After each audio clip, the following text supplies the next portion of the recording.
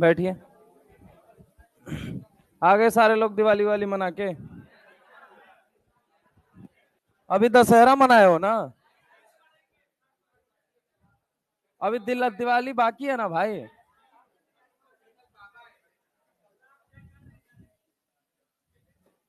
कौन आए थे? नहीं नहीं नहीं नहीं नहीं नहीं। अच्छा ज्ञान था यार उनका, बहुत अच्छा था। मुझे एक ही लाइन उनकी पढ़ाते पढ़ाते, मैंने सुना नहीं बहुत ज्यादा सेशन, लेकिन एक लाइन में पढ़ा रहा था बगल वाली क्लास में। एक ही आवाज आई कि सुबह आप उठ नहीं पाते और सुबह आप उठना नहीं चाहते, इज योर चॉइस। ठीक है। ऐसी बहुत सारी लाइनें थी, अगर सुनते तो बताते। सुबह आप उठ नहीं पाते या उठना नहीं चाहते, समझ रहे हो? नहीं नहीं नहीं नहीं भाई, आओ इधर आओ। देखो लास्ट टर्न पे अपन ने जो किया था हाइड्रोजन बॉन्डिंग, मैं थोड़ा सा रिकॉल करा देता हूं। हाइड्रोजन बॉन्डिंग दो तरह की थी, मैंने बताया था। एक तो सिमेट्रिकल थी और एक कौन सी थी? अनसिमेट्रिकल। एक थी इंटरमोलिक्यूलर और एक कौन सी थी? इंट्रामोलिक्यूलर। इंट्रामोलिक्यूलर और इंटरमोलिक्यूलर के बीच सेशन में तुमने दिमाग खराब कर दिया था और मैं क्लास के बाहर चला गया था, मुझे ये याद है, अंतिम मेमोरी। ठीक है। अब यहां के बाद हम थोड़ा सा बात करते हैं इफेक्ट ऑफ हाइड्रोजन बॉन्डिंग। तो देखो सबसे पहला जो सवाल बनता है वो किस पे बनता है? सॉल्युबिलिटी पे। ये यहां से इनऑर्गेनिक में नहीं लिखा हुआ है, लेकिन आप ऑर्गेनिक यहां से केमिस्ट्री के सफर में देखेंगे तो सॉल्युबिलिटी एक बहुत मेजर पॉइंट देखने को मिलेगा।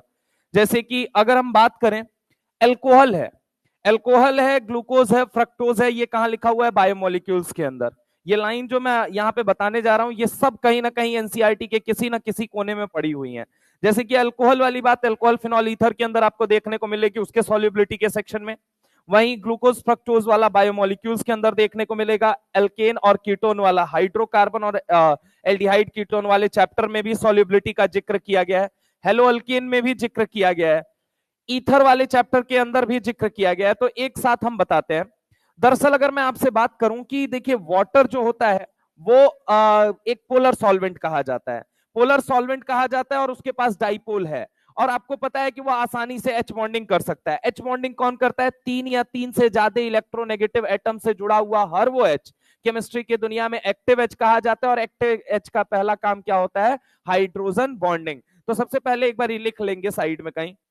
तीन या तीन से ज्यादा, तीन या तीन से ज्यादा, तीन या तीन से ज्यादा, तीन या तीन से ज्यादा इलेक्ट्रोनेगेटिव एटम से, तीन या तीन से ज्यादा इलेक्ट्रोनेगेटिव एटम से, तीन या तीन से ज्यादा इलेक्ट्रोनेगेटिव एटम से जुड़ा हर वो एच, तीन या तीन से ज्यादा इलेक्ट्रोनेगेटिव एटम से जुड़ा हर वो एच केमिस्ट्री की दुनिया में, हाँ, तीन या तीन से ज्यादा इलेक्ट्रोनेगेटिव एटम से जुड़ा हर वो एच केमिस्ट्री की दुनिया में एक्टिव एच कहा जाता है।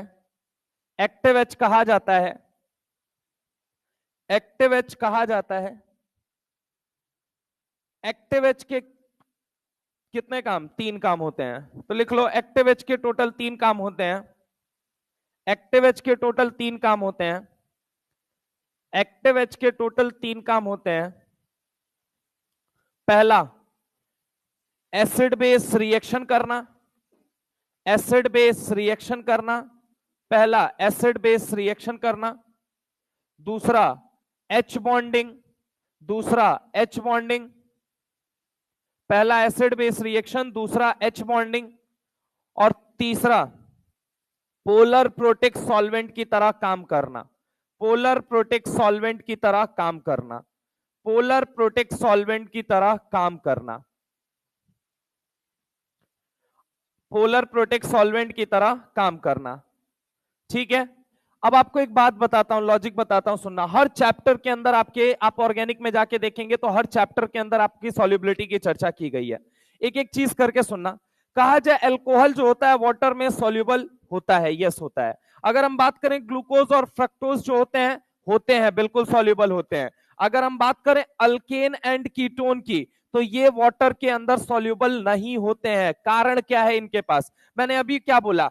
हाइड्रोजन बॉन्डिंग कौन करता है? एक्टिव एच करता है जनरली। और एक्टिव एच देखिए जरा गौर से, अगर मैंने कहा यहां पे देखिए ऑक्सीजन से हाइड्रोजन जुड़ा हुआ है, और ऑक्सीजन की इलेक्ट्रोनेगेटिविटी कितनी होती है बताइए फटाफट? 3.5।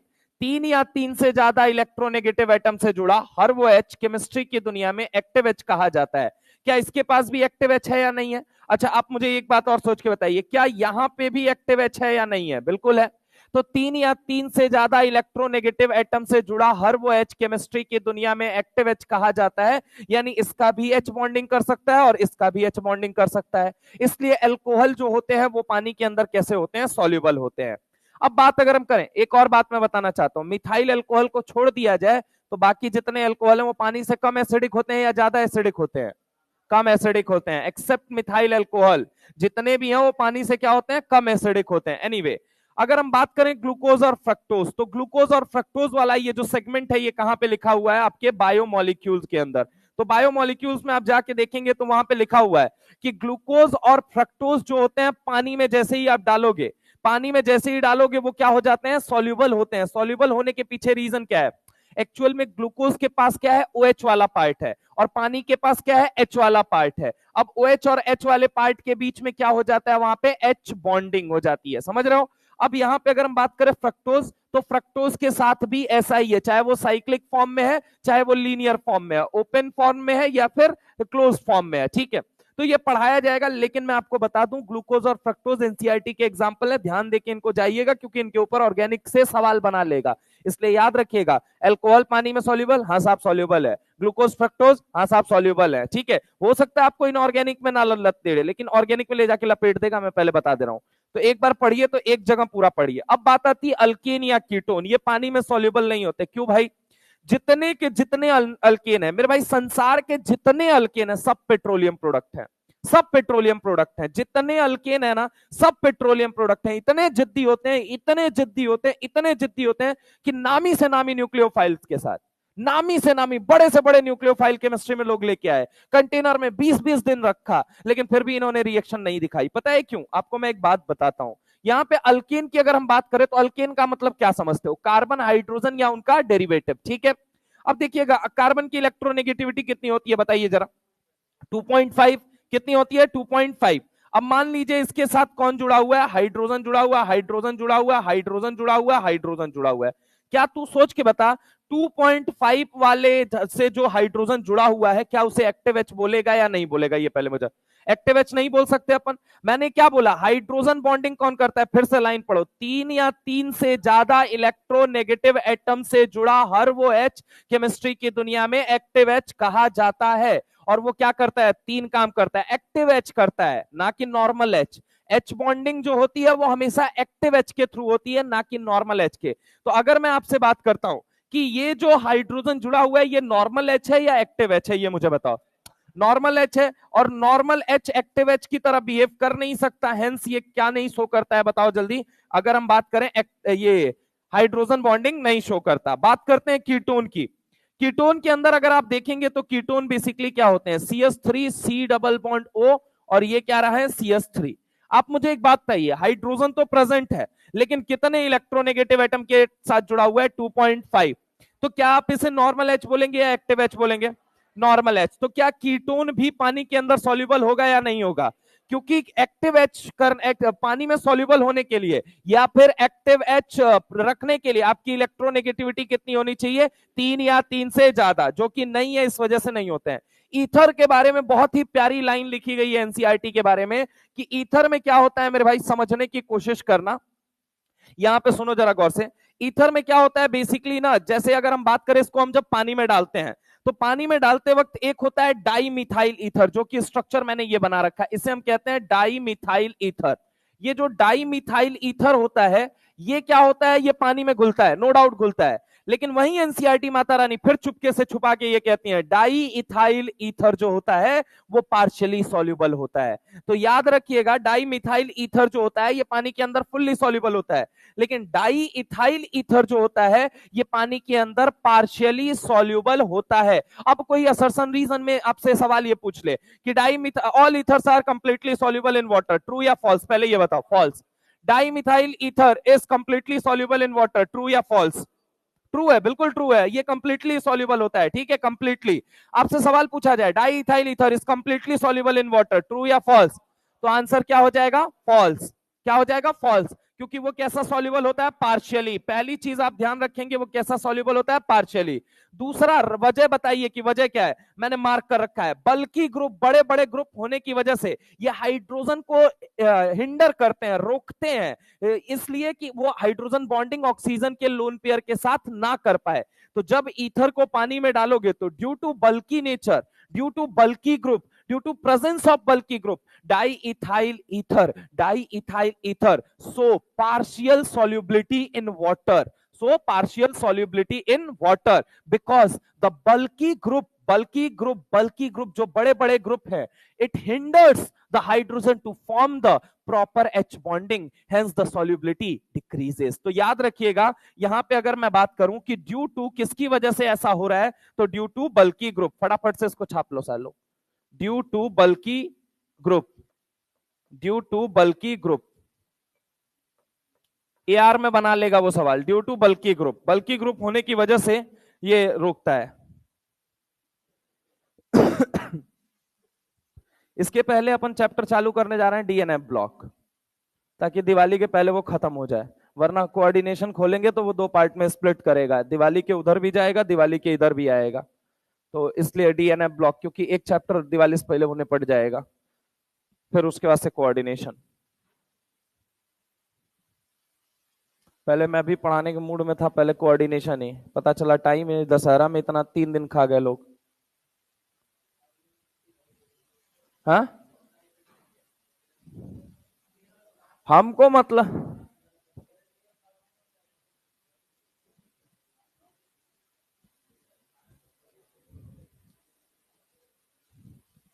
उनकी कोई गलती नहीं है, वो बिहार का माहौल देख के उन लोगों ने किया है। सबसे गंदी छुट्टी ये हुई है दशहरा वाली, 3 दिन की, तीनों क्लास मेरी ही घुसी, थर्सडे फ्राइडे सैटरडे।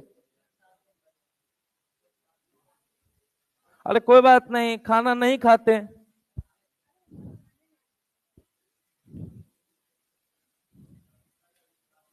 सबसे ज्यादा दुख हुआ यार, 3 क्लास अगर वो मिल गई रहती ना, तो इधर 5 3 8 कोऑर्डिनेशन खत्म हो गया रहता, उसकी वजह से चैप्टर चेंज करना पड़ गया। कहाँ लगाए एक्स्ट्रा, हाँ सातों सातों दिन मतलब गाय भैंस की तरह चरा दें कि बेटा उठो सुबह सुबह और चरना चालू करो। टेस्टवा कब दोगे अपना, प्रैक्टिस कब करोगे, रात को? अरे बेटा तुम रात को क्या करते हो भगवान ही जानते हैं।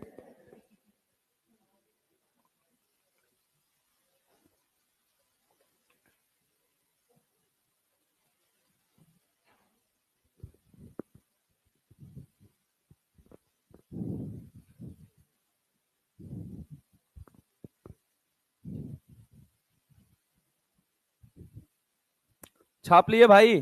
तो याद रख लेना भैया, देखो अल्कोहल पानी में सॉल्युबल होता है, ग्लूकोज फ्रक्टोज होते हैं, अल्केन और कीटोन नहीं होते हैं, ठीक है। ईथर के साथ एक अच्छी बात यह है कि डाइमिथाइल ईथर जो होता है वो कैसा होता है, तो ये completely soluble, di ethyl ether कैसा होता है, पार्शियली सॉल्युबल, ठीक है। एआर में ये सवाल बनाएगा, एआर में,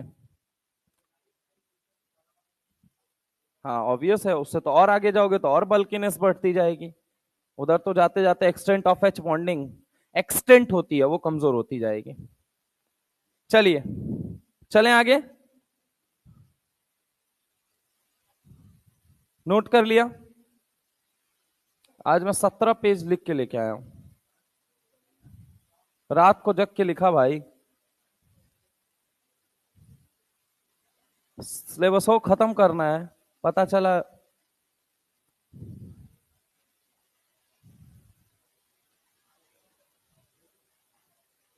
आज स्टार्ट नहीं हो पाएगा भाई, अभी आज तो हाइड्रोजन बॉन्डिंग ही खा जाएगा पूरा टाइम, कल आयनिक बॉन्ड खा जाएगा, परसों डीएनएफ ब्लॉक चालू हो जाएगा, मतलब कल भी स्टार्ट हो सकता है, माइट पॉसिबल कल स्टार्ट हो सकता है, वैसे आज देखते हैं अभी कितना। चलो एनीवे आगे चलते हैं।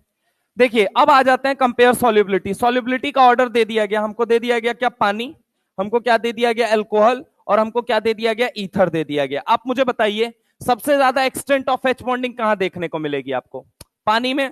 अब पानी के अंदर अगर आप देखेंगे तो पानी के अंदर आप देखिए ये रहा OH और ये रहा OH, यहां पे क्या होता है लोन पेयर, यहां पे क्या होता है लोन पेयर, ये आजू से एच बॉन्डिंग करेगा, बाजू से करेगा, नीचे से करेगा, नीचे से करेगा, यानी ये चारों तरफ से एच बॉन्डिंग कर रहा है। जब आप इसकी बात करते हैं CH3OH की बात करते हैं, तो ये देखिए ये O रहा, ये क्या रहा H रहा, ये क्या रहा CH3 रहा, यानी कि इधर से H बॉन्डिंग होगी, ये रहा लोन पेयर, इधर से भी H बॉन्डिंग होगी, ये रहा लोन पेयर, इधर से भी H बॉन्डिंग होगी, लेकिन एक तरफ से ब्लॉक हो चुकी है। वो कौन सा साइड है? CH3। अब आता है CH3OCH3। यहां पे अगर आप देखेंगे तो सिर्फ ऑक्सीजन के दोनों लोन पेयर की तरफ से H बॉन्डिंग होगी, लेकिन अगर बाकी और किसी की साइड से बात करेंगे तो यहां पे H बॉन्डिंग देखने को नहीं मिलेगी। तो यानी कि इधर से आजू से भी ब्लॉक हो गया, ठीक है, एक तो आजू से ब्लॉक हुआ और दूसरा किधर से ब्लॉक हुआ? बाजू से ब्लॉक हो गया, ठीक है। और ये एनसीईआरटी का सवाल है, ऑर्गेनिक में लिखा हुआ है, पहले बता दूं। तो CH3OCH3, CH3OH, H2O। ऑर्गेनिक वाले सोचते हैं इनऑर्गेनिक वाले बता देंगे, इनऑर्गेनिक वाले सोचते हैं ऑर्गेनिक वाले बता देंगे, इस चक्कर में नेट लॉस तुम्हारा होगा, लॉस मत करना। तो यहाँ पे अगर हम बात करें ये H2O होगा, उसके बाद से क्या होगा? यहाँ पे CH3OH होगा, एंड देन कौन होगा? CH3OCH3। ए चाचा रुक जा, मान जा, रंगीन नोट्स बनावे आइल बड़ा क्लासे में। इधर देखो, इसे हम बात करें तो ये क्या है? ये क्या है? Ortho benzaldehyde, ortho hydroxy benzaldehyde, और इसे हम क्या बोलेंगे? Para hydroxy benzaldehyde. Common name लिखा हुआ है इनका, सुनिएगा जरा गौर से। पहली चीज एनसीईआरटी कहती है सॉलिड एट रूम टेम्परेचर, ये सॉलिड होते हैं रूम टेम्परेचर पे। तो ये क्यों होते हैं ये बता देता हूं मैं आपको। अगर आप इनके अंदर देखेंगे भाई, तो इनके अंदर देखोगे ना तो आपको क्या देखने को मिलेगा? इनके अंदर देखोगे तो H बॉन्डिंग देखने को मिलेगी, और क्या देखने को मिलेगा? रिंग का फॉर्मेशन। कितने मेंबर रिंग बन रही है? तो 1 2 3 4 5 6, 6 मेंबर्ड रिंग बन रही है। कितने मेंबर्ड? 6 मेंबर्ड, ठीक है, 6 मेंबर्ड रिंग बन रही है। अच्छे मेंबर्ड का रिंग बनना केमिस्ट्री की दुनिया में थर्मोडायनेमिकली बहुत ज्यादा स्टेबल माना जाता है, यानी कि चिलेशन की वजह से यहां पे क्या हो रहा है ये बताओ? विद इन द मॉलिक्यूल हो रहा है एच बॉन्डिंग, या बिटवीन द मॉलिक्यूल हो रहा है? With in the molecule. लेकिन अगर इसको एच बॉन्डिंग करनी होगी तो ये कैसे एच बॉन्डिंग करेगा? आप मुझे खुद सोच के बताइए। अगर हम बात करें ये कैसे करेगा, तो ये रहा, मान लीजिए ये O रहा, ये रहा H, और नीचे क्या बैठा हुआ है? C डबल बॉन्ड O, और ये क्या बैठा हुआ है? H। अब ऐसे ही कर लेते हैं, एक काम करो, ऐसे ही दूसरा मॉलिक्यूल इसका बना लो, ठीक है, घुमा दो इसको।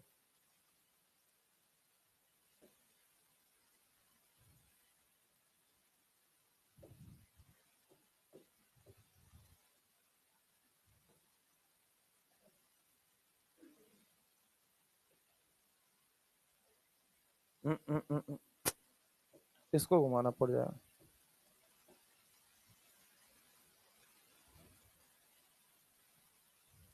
हाँ ये देखो, H इधर ले आ देते हैं।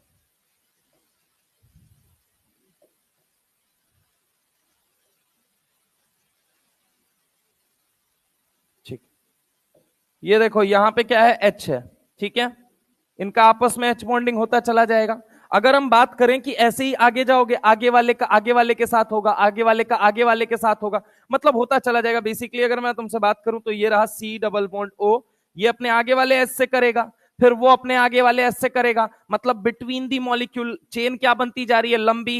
एक्सटेंट ऑफ एच बॉन्डिंग क्या होती जा रही है? ज्यादा। तो यहां पे अगर पूछा गया है, एक बात मुझे बताओ, एक्सटेंट ऑफ एच बॉन्डिंग यहां ज्यादा है और यहां पे क्या है? कम है। चिपके होने की संभावना ज्यादा कहां पे होगी ये मुझे बताओ? सेकेंड वाले में। और जहां चिपके होने की संभावना होगी वो क्या होगा? सॉलिड होगा। अब सवाल ये है कि दोनों में सॉल्युबिलिटी कंपेयर कीजिए। एक बात बताइए, सॉल्युबिलिटी किस पे डिपेंड करता है? अगर हम बात करें तो सॉल्युबिलिटी डिपेंड करता है आपका एच बॉन्डिंग पे। किस पे डिपेंड करता है? एच बॉन्डिंग पे। इफेक्ट ऑफ एच बॉन्ड, मैं आपको बता दूं, सॉल्युबिलिटी सबसे पहले किस बात पे निर्भर करती है? एच बॉन्डिंग पे। आप मुझे बताइए, एच बॉन्डिंग यहां ज्यादा है या यहां ज्यादा है? दोनों जगह में से कहां ज्यादा है ये बताइए? कौन कौन से वाले में? पहले वाले में या दूसरे वाले में? ऑर्थो हाइड्रोक्सी बेंजल्डिहाइड या para hydroxy benzaldehyde? Para hydroxy benzaldehyde. पीछे वाले गूंग बन के बैठे हुए हो, का पैसा वैसा नहीं दिया होगा तुम लोग? तो बोलो भाई। यहां पे अगर हम बात करें ऑर्थो हाइड्रोक्सी या पैरा हाइड्रोक्सी, कहां हाइड्रोजन बॉन्डिंग ज्यादा देख?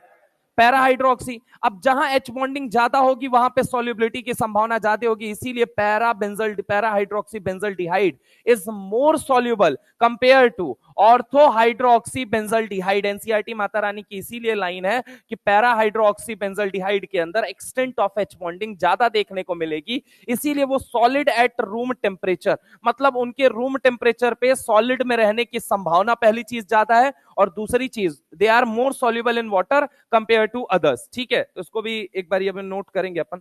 आगे आते हैं विस्कोसिटी, एक साथ नोट करना, सुनो। विस्कोसिटी, कोई फ्लूइड विस्कस है, शहद जैसे है, शहद कैसा है, विस्कस है। अब किसी की विस्कोसिटी हुई क्या, या फिर किसी का बॉइलिंग पॉइंट हुआ वो ज्यादा होता है, या मेल्टिंग पॉइंट ज्यादा हुआ होता है, तो उसमें कहीं ना कहीं वीक फोर्सेस का एक बहुत इंपॉर्टेंट रोल होता है। तो सुनिएगा, विस्कोसिटी की जब हम बात करते हैं तो एक होता है मेथेनॉल, एक होता है ग्लाइकोल, और एक होता है ग्लिसरॉल, ठीक है। अब आप मुझे सोच के बताइए, यहां पे कितना एक्टिव एच देखने को मिल रहा है आपको, एक, यहां पे कितना देखने को मिल रहा है, दो, और यहां पे कितना देखने को मिल रहा है, तीन। अच्छा, आगे मैं एक और एग्जांपल ले लूं, मैं ले लूं ग्लूकोज, यहां पे क्या ले लूं, ग्लूकोज। तो ग्लूकोज के अंदर कितने OH ग्रुप प्रेजेंट रहते हैं, ये बताइए।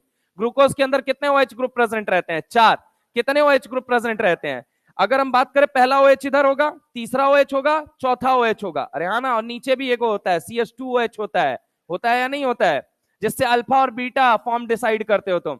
तो अगर ये मुझे चार दे दिए गए, तो यहां पे मैं बस लिख रहा हूं कि यहाँ चार OH होते हैं, ठीक है। OH कितने होते हैं, चार, चार OH होते हैं। तो यहाँ पे चार एक्टिव H हुए, यहाँ कितना एक्टिव H हुआ, तीन, यहाँ कितना एक्टिव H हुआ, दो, और यहाँ कितना एक्टिव H हुआ, एक। विस्कोसिटी उस लिक्विड की उतनी ज्यादा होगी जो जितना ज्यादा H बॉन्डिंग शो करेगा। क्या बोला मैंने, विस्कोसिटी उस लिक्विड की उतनी ज्यादा होगी जो जितना ज्यादा H बॉन्डिंग शो करेगा। क्या बोला मैंने, विस्कोसिटी उस लिक्विड की उतनी ज्यादा होगी जो जितना ज्यादा H बॉन्डिंग शो करेगा। क्या बोला, विस्कोसिटी उस लिक्विड की उतनी ज्यादा होगी जो जितना ज्यादा H बॉन्डिंग शो करेगा। सबसे पहली चीज, ये सवाल कहां से उठ के आता है, तो ये वाला देखो, ये अलग अलग जगहों पे अलग अलग तरीके से लिखा हुआ है। Glucose is more viscous than glycerol, glycerol is more viscous than glycol. जब भी याद रखिएगा, जब भी आजू और बाजू वाले कार्बन पे दो OH ग्रुप जुड़े रहे, हमेशा याद रखिएगा, जब भी आजू और बाजू वाले कार्बन पे दो OH ग्रुप जुड़े रहे, तो उसे हम कहते हैं ग्लाइकॉल प्रोडक्ट। क्या बोलते हैं, ग्लाइकॉल प्रोडक्ट। पूरे इंटायर ऑर्गेनिक में जब भी आजू और बाजू वाले OH पे, जब आपको क्या देखने को मिले, जब भी आजू और बाजू वाले OH पे, सॉरी कार्बन पे आपको क्या देखने को मिले, OH, तो हमेशा उनको क्या बोलते हैं, ग्लाइकॉल। क्या बोलते हैं, ग्लाइकॉल। वैसे तो जेम और विक एक अलग शब्द है, लेकिन याद रखिएगा ग्लाइकॉल प्रोडक्ट उन्हें कहा जाता है जब भी आजू और बाजू वाले कार्बन पे एक एक OH ग्रुप अगर जुड़े हुए मिलते हैं, तो ऐसे प्रोडक्ट को ऑर्गेनिक की केमिस्ट्री में कहा जाता है ग्लाइकॉल प्रोडक्ट। अब देखो, इसके पास दो OH है, और मेथेनॉल के पास देखोगे तो एक OH है, यानी कि एक्सटेंट ऑफ H बॉन्डिंग सबसे ज्यादा किसके पास चांस है करने का, तो सबसे ज्यादा चांस किसके पास है, बताना जरा, ग्लूकोज के पास, क्योंकि OH ग्रुप कितने हैं, चार। और अगर हम बात करें ग्लिसरॉल के पास कितने हैं, तीन। अगर हम बात करें कि ग्लाइकॉल के पास कितने हैं, दो, और कितने हैं मेथेनॉल के पास, एक। तो यानी सबसे ज्यादा विस्कोसिटी किसकी होगी, ग्लूकोज, देन किसकी होगी, ग्लाइकॉल, देन किसकी होगी, glycerol, then glycol, then methanol. अब आ जाओ ईथर में। ईथर और अल्कोहल और वाटर अब ले लिया, ठीक है। दूसरा कंपैरिजन ये जो आपसे पूछा जा सकता है, आप मुझे बताइए यहाँ पे कितने एक्टिव H ऐसे हैं जो बॉन्डिंग करेंगे, बताइए जरा, दो। यहाँ पे कितने हैं, एक, और यहाँ पे कितने हैं, जीरो। नॉर्मल चीज से सोचते हैं, यहाँ पे कितने एक्टिव H हैं, दो, यहाँ पे कितना है, एक, और यहाँ पे कितने हैं, जीरो। तो अब आप मुझे बताइए कि ईथर, अल्कोहल और वाटर के अंदर विस्कोसिटी किसकी ज्यादा होगी। आप सिंपल सा परफ्यूम लगाते हो, उड़ जाता है, ईथर की, ईथर है उसके अंदर, समझ रहा हो मेरी बात को। अगर हम बात करें, ईथर है, एस्टर भी है, दोनों चीजें, दोनों कंपोजिशन है, ठीक है। अच्छा चलो, उससे भी बेहतर एग्जांपल बताता हूं। अब आपने कभी दारू हाथ में लिया है, लिया है, उसमें कहां पीछे रहने वाले तुम लोग भाई, मैंने लिया इसलिए मैं बता रहा हूं, ठीक है। तो होता क्या है, दारू जब हाथ में लोगे ना, तो सैनिटाइजर की तरह ठंडा करके निकल जाता है, ठीक है। बिहार में मिलता नहीं है, नहीं तो एक्सपेरिमेंट करके दिखाते हैं। हाँ, खोल के, हाँ, स्टीम वोलेटाइल होता है, खट से उड़ जाएगा, नहीं ऐसा नहीं होता है, सब बकवास बात होती है, 2 दिन तक बचा रहेगा। फिर भी सुनो, तो हाथ में जब लोगे ना, तो हमेशा क्या होगा, होम्योपैथिक की दवा देखे, होम्योपैथिक की दवा, अल्कोहल का कंपोजिशन होता है उसके अंदर, होम्योपैथिक की दवा तो पिए होगे जीवन में। सैनिटाइजर मारे हो, सैनिटाइजर, समझ रहे हो, सैनिटाइजर जो लिक्विडो वाला आता है, समझ रहे हो, तो उसमें अल्कोहल होता है, जैसे ही रखोगे ना थोड़ी देर में उड़ जाए। पेट्रोल रखियो, पेट्रोल, पेट्रोल भी क्या होता है, उसी के जैसा होता है। तो अगर हम बात करें, लेकिन पेट्रोल से भी स्टीम वोलाटाइल कौन होता है, आपका आपका दारू होता है। कभी भी हाथ में लोगे, ठंडा ठंडा लगेगा, बस उड़ जाएगा उतनी देर में। इधर सुनो हमारी बात को, तो यहाँ पे अच्छी क्वालिटी का होना चाहिए, ठीक है, ब्रांड बता दूंगा मैं। यहाँ पे देखो, ईथर हुआ, अल्कोहल हुआ और वाटर हुआ, ठीक है। अब लेके आओगे IB की बोतल, कहोगे सर ये काहे नहीं उड़ रहा है, तो बेटा नहीं उड़ेगा वो, समझ रहे हो, जाओ बढ़िया चिवास रीगल वगैरह की बोतल लोगे या जेमिसन वगैरह लोगे तो क्या होगा, हाँ बता रहा हूं मैं, अच्छा ब्रांड होता है भाई। अरे यार तुमको अभी पढ़ना है, सुनो मेरी बात को, जैसे ही हाथ में डालोगे ना वो थोड़ी देर बाद उड़ जाएगा, ठीक है। थोड़ी देर बाद उड़ता है इसलिए क्योंकि जितना अगर कहा जाए ना, जितना ज्यादा उसका अल्कोहल की जितनी अच्छी क्वालिटी रहती है उसको उतने प्रोसेस से, उतने फिल्टरेशन के प्रोसेस से निकाला जाता है, इस वजह से होता है। इसका क्या मतलब हुआ, शक करने लगोगे। दारू के बारे में बात कर लिया तो आदमी को समझोगे शराबी है। इधर सोचो, ज्ञानी भी समझ सकते हो। एमडी सर पढ़ाएंगे ना human health and disease, drugs पढ़ाएंगे तो क्या सोचोगे। इधर देखो, यहां पे जरा गौर से मेरी बात को सुनो। ईथर हुआ, एल्कोहल हुआ और वाटर हुआ। तो अगर हम बात करें यहाँ पे विस्कोसिटी किसकी, गाढ़ापन, गाढ़ापन, विस्कोसिटी का मतलब होता है गाढ़ापन। सबसे ज्यादा गाढ़ा कौन होगा, वाटर, फिर कौन होगा, एल्कोहल, और फिर कौन होगा, ईथर। सिंपल सी बात है भैया, उसके पास दो एक्टिव एच है, इसके पास एक एक्टिव एच है, इसके पास जीरो है, सन्नाटा है, ऐसे सोचो, बाकी और किसी से मत सोचो तुम। दो एक्टिव एच, ज्यादा एच बॉन्डिंग, एक एक्टिव एच, कम एच बॉन्डिंग, और यहाँ पे तो एकदम महाकम, and viscosity is directly proportional to H bond. अब ये सवाल पी ब्लॉक के अंदर दिया गया है। सवाल क्या है, H2SO4 have high boiling point and high viscosity. ये पॉइंट कहां पे दिया गया, जब कांटेक्ट प्रोसेस पढ़ते हो, कांटेक्ट प्रोसेस पढ़ते वक्त वहां पे तुमको उसी प्रोसेस के जस्ट इर्द गिर्द अगर आप NCERT P block group number 16 में जाके देखेंगे तो आपको पता चलेगा कि भाई देखो यहां पे कहा जाता है H2SO4 की बॉइलिंग पॉइंट बहुत ज्यादा हाई होती है, पहली चीज। और दूसरी चीज अगर हम बात करें, ये हाईली विस्कस फ्लूइड है। तो क्यों है, दरअसल अगर मान लो मैं दो H2SO4 लेता हूं, एक आजू में लेता हूं, एक बाजू में लेता हूं, तो यहां पे आप मुझे सोच के बताइए, क्या पार्शियल डेल्टा नेगेटिव आएगा या नहीं आएगा ऑक्सीजन के ऊपर चार्ज, और यहां पे भी पार्शियल डेल्टा पॉजिटिव आएगा। अब सोचना जरा गौर से, ये हाइड्रोजन है तो इसका इलेक्ट्रॉन ये आगे वाला खींचेगा, तो यहां कैसा चार्ज आएगा, पार्शियल डेल्टा पॉजिटिव। यहां पे भी कैसा चार्ज आएगा, पार्शियल डेल्टा पॉजिटिव। सामान्य भाषा में कहूं तो तीन या तीन से ज्यादा इलेक्ट्रोनेगेटिव एटम से जुड़ा हर वो एच केमिस्ट्री की दुनिया में आप क्या मानते हैं, एक्टिव एच। तो क्या ये एक्टिव एच है या नॉर्मल एच है, पहले ये बताइए। एक्टिव एच, और ये किसमें माहिर है बताइएगा जरा, एच बॉन्डिंग करने में। अरे हाँ ना बोलो भाई। तो क्या ये आजू और बाजू में एच बॉन्डिंग करने की तलाश में पूरी तरीके से बाहर निकलेगा, और बाहर निकलेगा तो यहाँ पे क्या हो जाएगी, बोलिए जल्दी, एच बॉन्डिंग हो जाएगी। क्या हो जाएगी, एच बॉन्डिंग।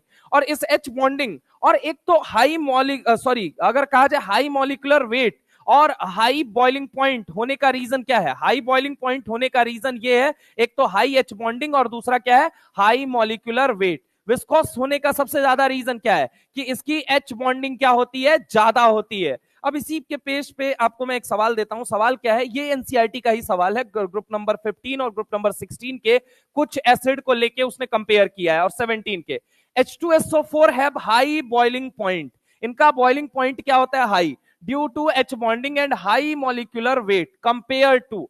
तो मॉलिक्यूलर वेट आप देखेंगे तो आपको खुद नजर आएगा किससे ज्यादा है, बोलो जल्दी, HF से ज्यादा है, हाँ या ना, H2O से भी ज्यादा है, इनफैक्ट HNO3 से भी ज्यादा है। तो मॉलिक्यूलर वेट ज्यादा होता है, इसीलिए मैंने लपेट दिया कि एच बॉन्डिंग जो होती है, एच बॉन्डिंग की वजह से ये कैसा होता है, हाईली विस्कस फ्लूइड होता है। तो एनसीईआरटी ने एक बात लिखी है कि कंपेयर टू अदर एसिड, इसका H2SO4 का जो कहा जाता है विस्कोसिटी होता है वो ज्यादा होता है, और दूसरी चीज बॉइलिंग पॉइंट ज्यादा होती है। तो वो कंपेयर टू अदर एसिड कौन कौन है, तो HF है, H2O है, HNO3 है, जिनका कंपैरिजन पूछा जाएगा। So the correct answer would be what, all. समझ रहा हो मेरी बात को, ये कहां पे लिखा हुआ है, ये जाके एनसीईआरटी ने एक शब्द, एक लाइन बस चिपका दिया वहां पे, कि H2SO4 is highly viscous fluid and have high boiling point compared to other acid। Other acid है कौन, पहले ये बताओ। HF है, HNO3 है, और इसके अलावा H2O है। ठीक है, तो ये तो बाई वन गेट वन के ऑफर में मैंने लपेट दिया। दरअसल वो पूछेगा जब भी ना, तो इन दोनों को पूछेगा, इसमें भी स्पेसिफाइड होके पूछेगा तो HNO3 को, क्योंकि मैक्सिमम कंपैरिजन जो आता है वो HNO3 के साथ। एनीवे अगर आपने इसको ध्यान रख लिया तो आपका सवाल गलत नहीं होगा, मतलब एक एक्स्ट्रा पॉइंट के रूप में ही आपके एड ऑन होगा। तो ये विस्कोसिटी के ऊपर था, ये एक बारी सॉल्युबिलिटी वाला पॉइंट लिखिए, फिर उसके बाद से विस्कोसिटी।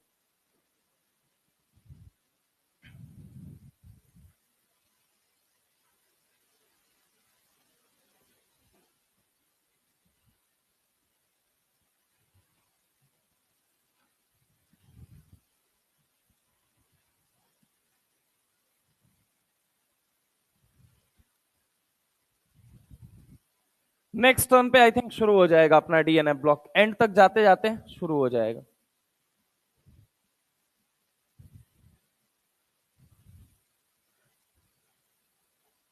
डीएनएफ ब्लॉक से अपनी एनसीईआरटी लेके आइएगा प्लीज क्लास के अंदर। 11th या 12th ही पता ही नहीं है कहां पे है। सुबह सुबह कहां से लेके फूकते हो।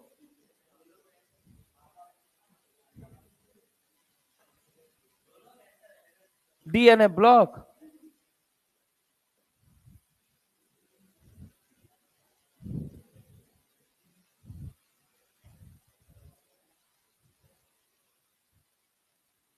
महुआ के पेड़ के नीचे जाके कचिया मारता है।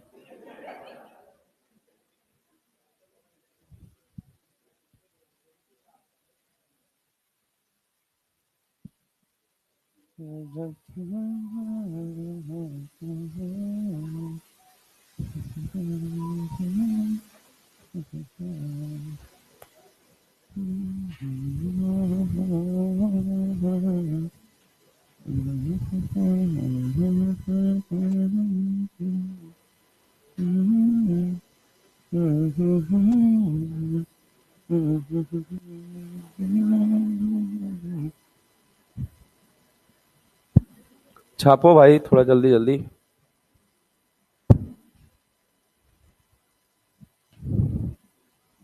इंपॉर्टेंट है, ऑर्गेनिक के हर चैप्टर में सॉल्युबिलिटी दी गई है, मैं पहले बता दे रहा हूं, हर चैप्टर में दी गई है। हेलो अल्केन हेलो एरिन्स में क्यों नहीं दी गई? हेलो अल्केन हेलो एरिन्स होते क्या है? आरएक्स होते हैं, एच बॉन्डिंग है ही नहीं, तो कहां से करवाओगे? CH3I CH3F CH3Br और CH3I का तो केवल उसके अंदर दिया गया है। कौन से के अंदर? पोलर सॉल्वेंट के अंदर केवल दिया गया है। एच बॉन्डिंग जैसा कोई कंसेप्ट नहीं दिया गया, बाकी हर चैप्टर में मेंशन किया गया है। तो रीजन क्या है? एक्टिव एच का ना होना एक बहुत मेजर रीजन है। आप हर चैप्टर के एंड में जाओगे देखोगे सॉल्युबिलिटी चिपका देगा वो।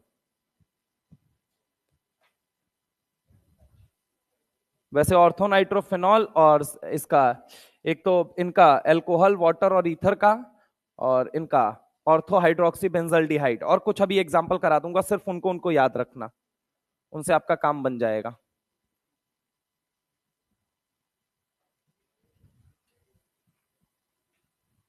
तुम्हें काम आएगा उधर जब तुम लोग वो पढ़ोगे, हिंसबर्ग रिएजेंट वगैरह पढ़ोगे ना, तो उधर अमीन का भी काम आता है बहुत ज्यादा।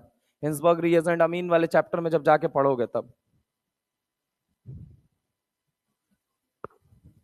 सॉल्युबिलिटी।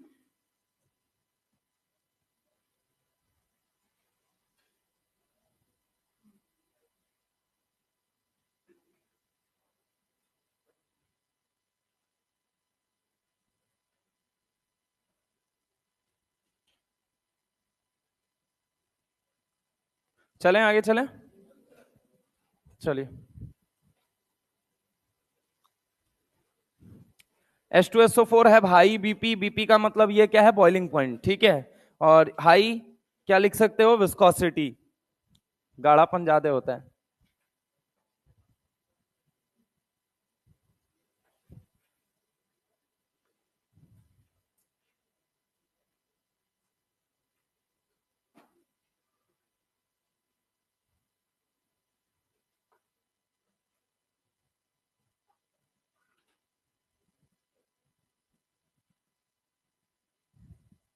कितने बजे तक तुम लोगों की क्लास होती है? हाँ, पहली क्लास 9:45 में। अब ब्रेक कितने बजे तक होता है?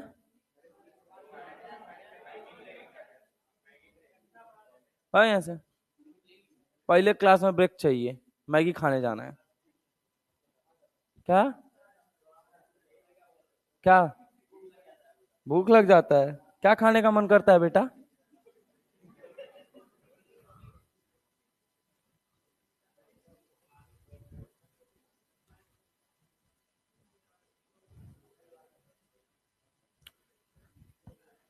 मेथेनॉल से ज्यादा ग्लाइकोल, ग्लाइकोल से ज्यादा ग्लिसरॉल, ग्लिसरॉल से ज्यादा glucose. Effect of H bonding कहां पे पड़ती है? सॉल्युबिलिटी पे। दूसरा कहां पे पड़ती है? विस्कोसिटी पे। ठीक है, तो अभी तक दो फैक्टर हमने कवर किए, सॉल्युबिलिटी एंड विस्कोसिटी।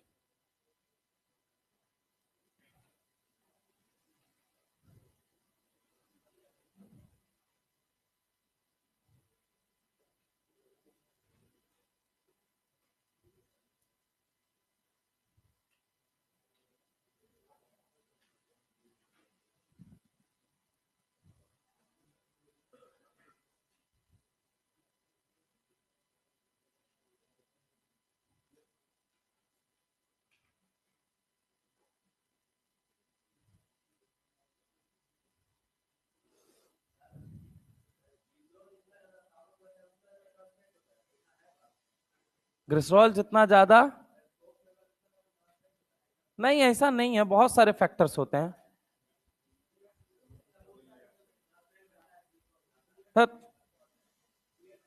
डेटॉल में ग्लिसरॉल फिर है ही नहीं। लाइफ बॉय में तो है ही नहीं, फिर इसका मतलब ग्लिसरॉल जो होता है वो विस्कस फ्लूइड होता है, ट्रांसपेरेंसी तो वैसे ही विस्कोसिटी के साथ समाप्त हो जाती है। घर में देखे होगे कि नहीं? नहीं देखे हो? अच्छा, सोप वाला प्रचार देख लिया होगा भाई। इधर आओ। चलिए, पियर्स। डव में तब तो होता ही नहीं होगा। डव में फिर एक और आता है, वो बढ़िया वाला, कौन सा वाला आता है? लक्स। नहीं नहीं, उसका साबुन भी आता है भाई, संतूर। और कौन सा आता है?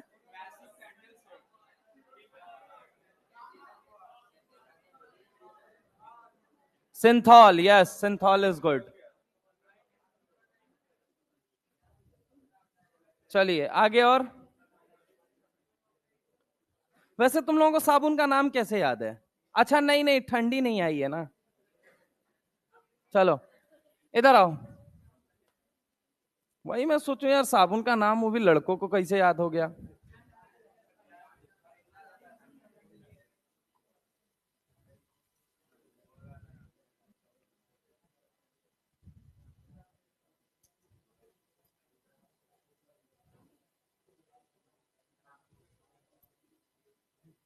कहाँ है? हम गाय भैंस दिखते हैं तुमको? हम भी तुम्हारी प्रजाति के हैं भाई। Homo sapien. Yes, I am Homo sapien.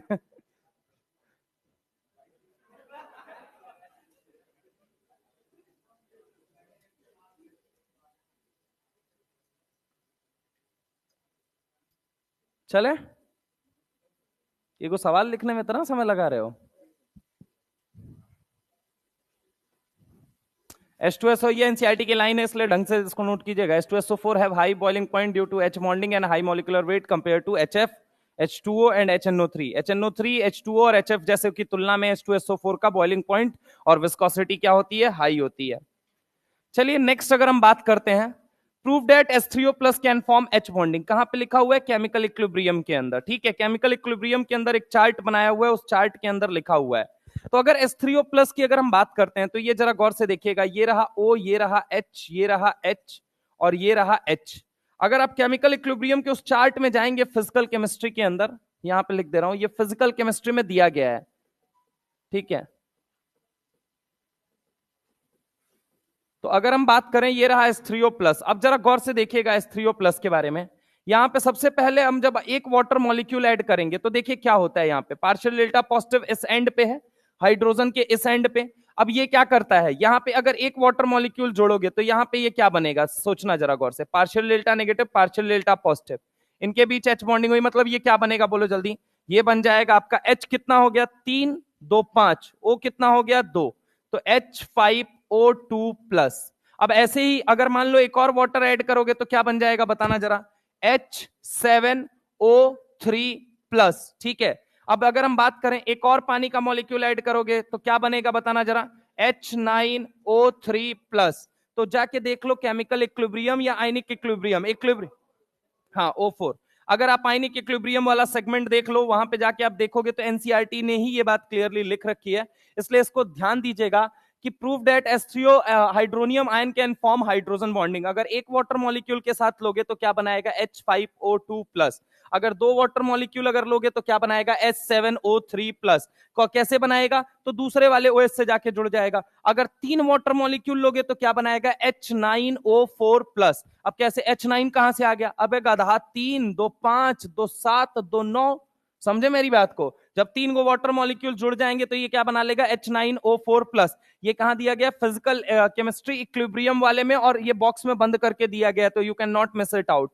ठीक है, तो इक्विलिब्रियम के अंदर ये लिखा हुआ है, इसको ध्यान दीजिएगा। अगला एक लाइन एनसीईआरटी लिख के चलती है, बार बार आप लोगों को पढ़ने में आता है, NaOH is deliquescent in nature. ये बात लिखती है, वो डेलिक्वेसेंट का मतलब क्या होता है, एस ब्लॉक था तो बार बार ये लाइन आती थी, NaOH is deliquescent in nature. Deliquescent का मतलब वो होता है process by which substance absorb the water, मतलब कि एक ऐसा प्रोसेस जिसके जरिए पानी सोखता है। अब इसकी एक खूबी बताता हूं, जहां कहीं भी, अब छोड़ दो सॉल्वे अमोनिया प्रोसेस डिलीट हो गया तुम्हारे सिलेबस से, इसलिए मैं तुमको एक लाइन बोल रहा हूं, जहां कहीं भी जिस भी कंपाउंड के नाम के आगे सोडियम दिख जाए मतलब वो वाटर सॉल्युबल है। क्या बोला मैंने? जिस भी नाम, जिसके भी नाम के आगे क्या दिख गया आपको? सोडियम दिख गया, मतलब आप समझ जाइए वो क्या है? वाटर सॉल्युबल है। अब NaOH is deliquescent in water, ये कहने का मतलब क्या है कि NaOH एक ऐसा सब्सटेंस है जो पानी से क्या, सॉरी, अगर हम बात करें पानी के अंदर रह के पानी क्या करेगा? सोखेगा। समझ रहा हूं मेरी बात को? तो it is a process by which substance absorb the water. तो NaOH is deliquescent in nature, इस शब्द का मतलब क्या होता है? जैसे अगर मैं आपको बताऊं इस शब्द का बेसिकली मतलब क्या है, कैसे सोखेगा सर, कैसे, मतलब कारण क्या है? देखो आप जैसे ही पानी के अंदर जाओगे तो पानी के अंदर आपको पता है यहां पे क्या मौजूद है, ये रहा पार्शियल डेल्टा नेगेटिव, ये रहा पार्शियल डेल्टा पॉजिटिव, ये रहा पार्शियल डेल्टा पॉजिटिव। अब ये दूसरी लाइन से प्रूफ करता हूं, वहीं केमिकल इक्विलिब्रियम में चले जाओ तो केमिकल इक्विलिब्रियम या आयनिक इक्विलिब्रियम जहां ये लिखा हुआ है, यहीं पे एक बात और लिखी हुई है, कुछ एनायन पानी के अंदर एग्जिस्ट करते हैं। क्या लिखा हुआ है? कुछ एनायन पानी के अंदर एग्जिस्ट करते हैं। क्या बोला मैंने? बोलो जल्दी। कुछ एनायन पानी के अंदर एग्जिस्ट करते हैं। अब वो कैसे करते हैं? अब देखना, NaOH is deliquescent in water, ये दोनों एक साथ ना स्टेटमेंट पैरेलल चलते हैं, ये दोनों बातों को एक स्टेटमेंट से समझा जा सकता है। NaOH में क्या क्या पार्ट है बताना जरा? Na प्लस है और दूसरा पार्ट कौन सा है? OH minus. अब देखिए यहां पे ये रहा पानी, और पानी के पास क्या है? पार्शियल डेल्टा नेगेटिव और पार्शियल डेल्टा पॉजिटिव वाला पोल है। अच्छा अब जरा गौर से समझने की कोशिश करना, ये हमने क्या ले लिया? H ले लिया, और ये हमने क्या ले लिया? O नेगेटिव ले लिया। ऑब्वियस है, आप मुझे सोच के बताइए क्या यहां सिमेट्रिकल हाइड्रोजन बॉन्डिंग होने का चांस है या नहीं है? ये मुझे बताइए। आजू में भी ऑक्सीजन है और बाजू में भी कौन है? ऑक्सीजन है। तो यहां पे क्या सिमेट्रिकल एच बॉन्डिंग हो जाएगी या नहीं हो जाएगी इनके बीच में? और इस सिमेट्रिकल एच बॉन्डिंग का रिजल्ट ये होता है कि कुछ एनायन पानी में एग्जिस्ट करते हैं, यानी कि NaOH is deliquescent in water. किसकी वजह से? उसके अंदर प्रेजेंट एनायन की वजह से वो क्या होता है? डेलिक्विसेंट होता है, क्योंकि खुद क्या बन के निकल जाएगा? केटायन, और केटायन से तो कितनी मोहब्बत करता है पानी, ये तो तुमको पता ही है। केटायन हो चाहे एनायन हो, दोनों से पानी की मोहब्बत बहुत ज्यादा होती है। तो अगर हम बात करें NaOH is deliquescent in water, NCERT के इस स्टेटमेंट का मतलब यह है कि ये दो लाइन से मैं कनेक्ट करता हूं। एक तो इक्विलिब्रियम के अंदर जब आप जाते हैं तो वहां पे लिखता है कुछ एनायन पानी के अंदर एग्जिस्ट करते हैं, तो पहली लाइन तो वहां से कनेक्ट होती है। दूसरी लाइन सुनिए, NaOH is delinquent in water। delinquent शब्द का मतलब है process by which substance absorb the water. अब देखो कैटायनिक पार्ट को तो पानी घेरेगा ही घेरेगा, अब जो बचा हुआ एनायनिक पार्ट है वो क्या कर रहा है? वो सिमेट्रिकल H बॉन्डिंग शो कर रहा है, इस वजह से कहा जाता है NaOH is delinquent in water। या फिर दूसरी लाइन आप ये कह सकते हैं, कुछ एनायन पानी के अंदर एग्जिस्ट करते हैं। क्या बोला मैंने? बोलो जल्दी। कुछ एनायन पानी के अंदर एग्जिस्ट करते हैं। कुछ एनायन पानी के अंदर एग्जिस्ट करते हैं। कुछ एनायन पानी के अंदर एग्जिस्ट करते हैं। एग्जिस्ट करते हैं, पक्की बात है? ठीक है, तो ये बात आप वो कर लेंगे, छाप लेंगे, फिर हम आगे चलते हैं।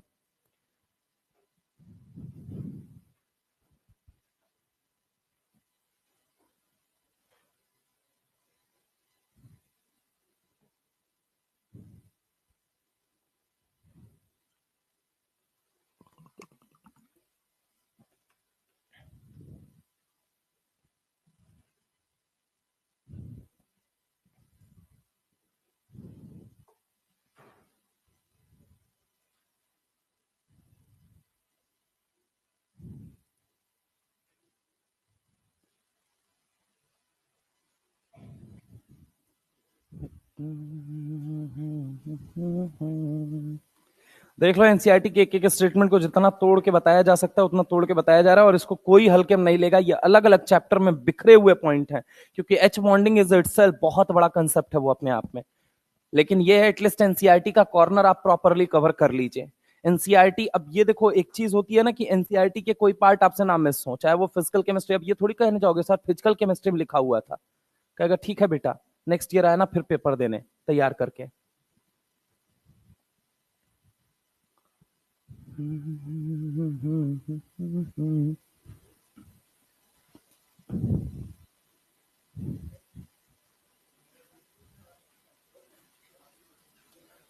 सॉल्युबिलिटी सॉल्युबल होना होता है, सॉल्युबल मतलब घुलनशील। एब्जॉर्ब करना इज समथिंग हाइग्रोस्कोपिक हो जाना। डेलिक्वेशन शब्द का मतलब है कि एक सब्सटेंस, मैंने क्या बोला, एक प्रोसेस है। डेलिक्वेशन एक प्रोसेस है, सॉल्युबिलिटी एक फिनोमेना है। और हाँ हाँ बोलो।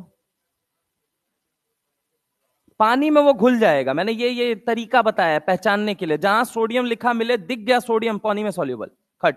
बोले Na2Cr2O7 K2Cr2O7 में सॉल्युबिलिटी किसकी ज्यादा, बस सोडियम दिखा, पानी में सॉल्युबल ज्यादा। समझ रहे हो क्या चीज? एब्जॉर्ब और सॉल्युबल होने में अंतर क्या होता है, पहले ये जानते हो? वही मैं बता रहा हूं कि मैंने ये कहा कि सोडियम जिसके नाम के आगे लिखा रहेगा, मतलब उसमें ये एक तरीका बता रहा हूं, पहचानने का तरीका। I am not saying that it is universal truth. I am saying that Solvay ammonia process आपके सिलेबस से हट गया है, यही लाइन बोली थी ना, हट गया है। तो आप एक लाइन रखिए अपने पास कि सोडियम जिसके नाम के आगे दिख गया, मतलब वो पानी के अंदर क्या है, सॉल्युबल है। और NaOH is deliquescent in nature, ये एनसीईआरटी ने स्टेटमेंट यूज किया है। आप एनसीईआरटी सर्च करेंगे तो पढ़ते पढ़ते आपको मिल जाएगा आज भी कि NaOH is deliquescent in nature. इसका मतलब क्या है? डेलिक्वेसेंट एक प्रोसेस है जिसके जरिए कोई सब्सटेंस पानी को एब्जॉर्ब करने की टेंडेंसी रखता है, ये मैं बता रहा हूं। चलिए आगे चलें, नोट हो गया?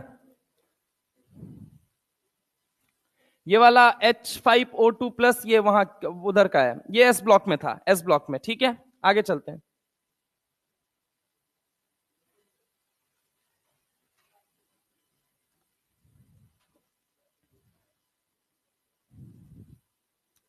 नोट हुआ? चले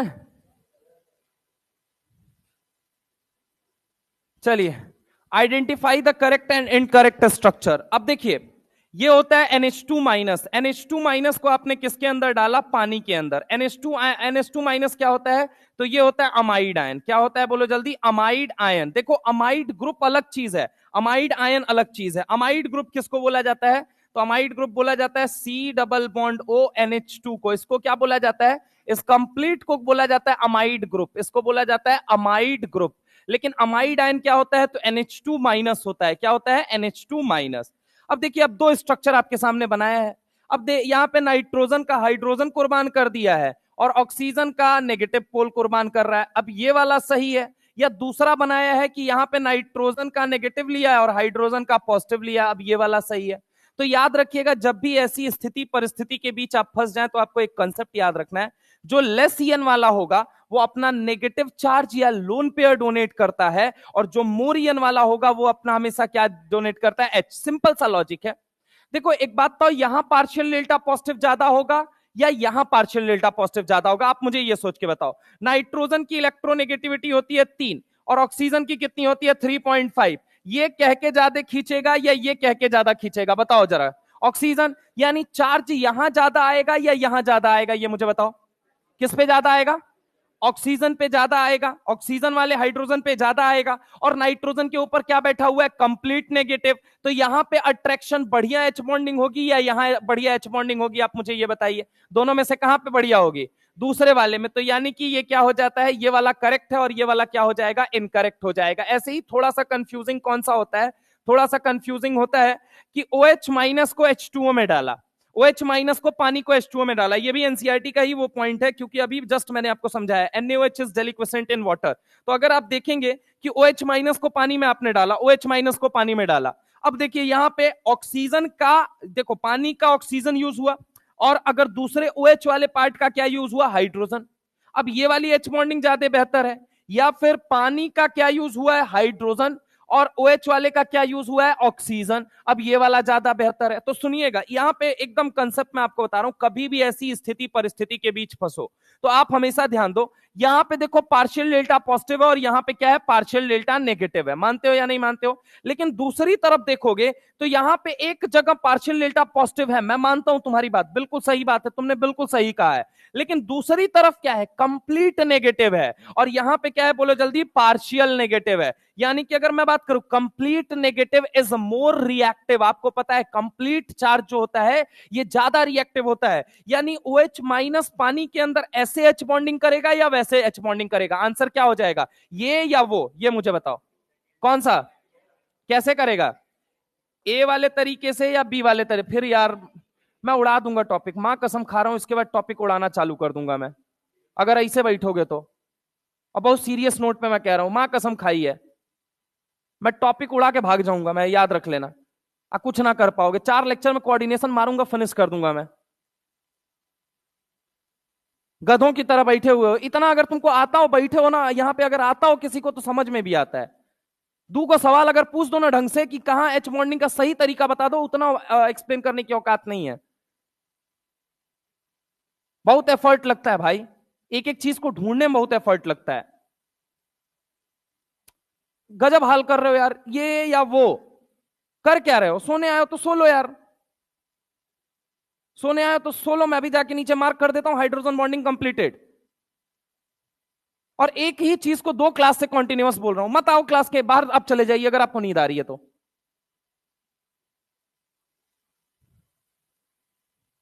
भाई मेरे क्या मतलब है यार, फिजिकली आप क्लास के अंदर प्रेजेंट होते हो, मेंटली आप सो रहे हो सुबह सुबह। मत आओ, उससे अच्छा क्लास, उससे अच्छा बेड पे जाके सो ना भाई। क्या आउटपुट निकाल रहे हो तुम? कुछ आउटपुट नहीं निकाल रहे हो, तुमको लग रहा है नोट्स बना रहे हो। अब पिछले साल ड्रॉप मारे थे ना, अगले साल फिर देखना फरवरी की स्थिति में यहीं खड़े रहोगे। कितना नंबर है सबको पता है, आप लोगों की औकात आपको खुद को पता है कि कितने नंबर पे आप लोग यहां बैठे हुए हैं, और उसके बाद ये हालात हैं आपके। नेक्स्ट ईयर कहां पे चूज करोगे ये बताना जरा। नहीं होता भाई, नहीं होता ऐसे सिलेक्शन। 660 पे अगर चले गए ना, अब बोल रहे हो झपड़िया दूंगा मैं, अभी जानते भी नहीं हो हमको, औकात में रहा करो अपने। यहां पे अगर हम बात करें, देखिएगा ढंग से, ये OH माइनस है और ये वाटर है। आप अपनी औकात कभी गलती से मत भूलिएगा, जितना खून आपका गर्म है ना, उससे 4 गुना गर्म है, मैं बता दे रहा हूं। जिसने बोला है उसको मैं बता रहा हूं, ठीक है? चूज करना होगा, चुपचाप से निकलो, क्लास के बाहर जाके चूज करो अपना। शब्द की गरिमा तब बढ़ाओ ना जब औकात हो तुम्हारी। जीवन में 12वीं से आगे नहीं बढ़ पाए हो अभी तक। आंखों के सामने से काला पर्दा हटा के उस सच्चाई को देखो, यही औकात है, 12वीं पास हो अभी। OH माइनस को जब पानी के अंदर डालेंगे तो 2 कंडीशन हो सकती है। एक हो सकता है कि ये हाइड्रोजन ऑक्सीजन से बाइंड कर रहा है, और एक हो सकता है कि OH माइनस का O माइनस जाता है और पानी का H आता है। अब दोनों में सही कौन सा है?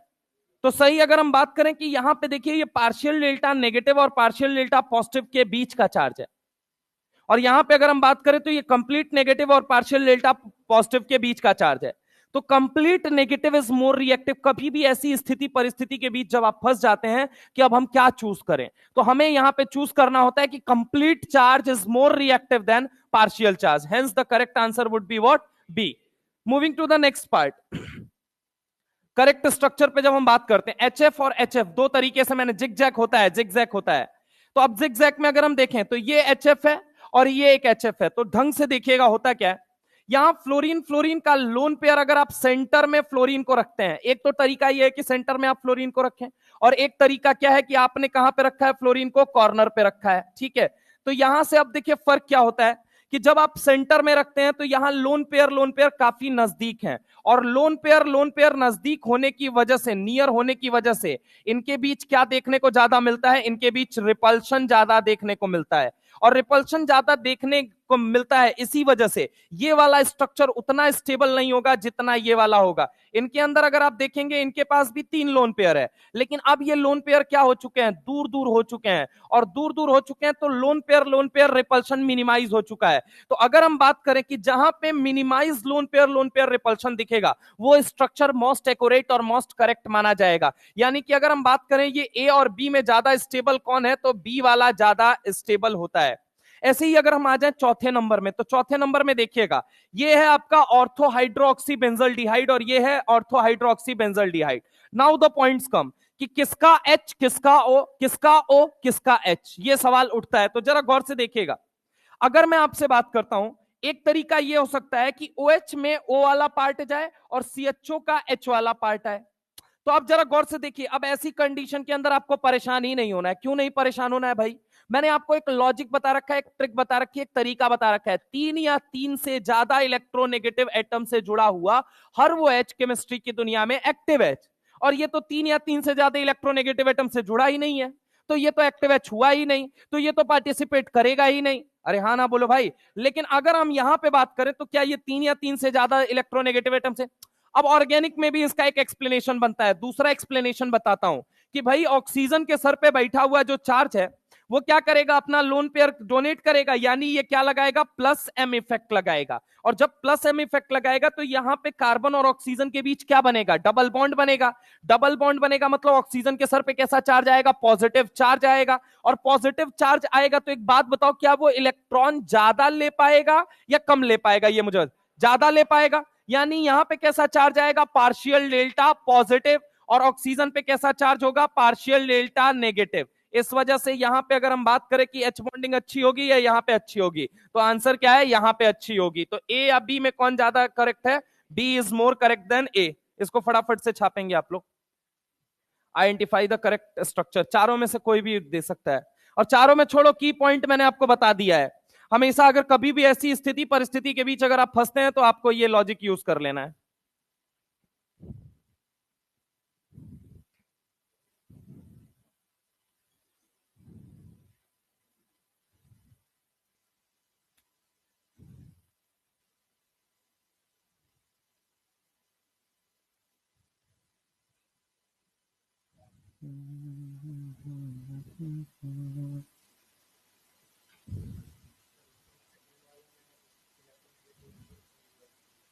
इससे इलेक्ट्रोनेगेटिविटी दोनों की बराबर है।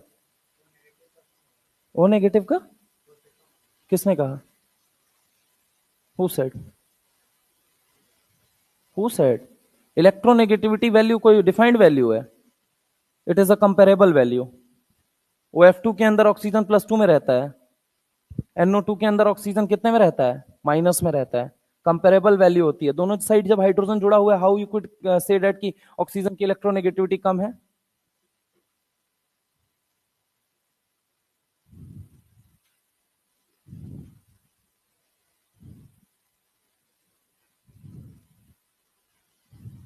HF जिगजैग होता है, कैसे होता है वो ध्यान रखिएगा, कैसे वो जिगजैग होता है।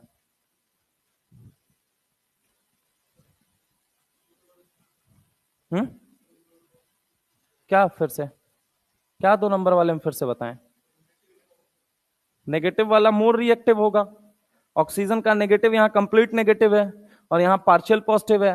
यहाँ पार्शियल पॉजिटिव पार्शियल नेगेटिव है, तो पार्शियल पार्शियल के बीच अच्छा अट्रैक्शन लगेगा या पार्शियल और कंप्लीट के बीच अच्छा अट्रैक्शन लगेगा? इसीलिए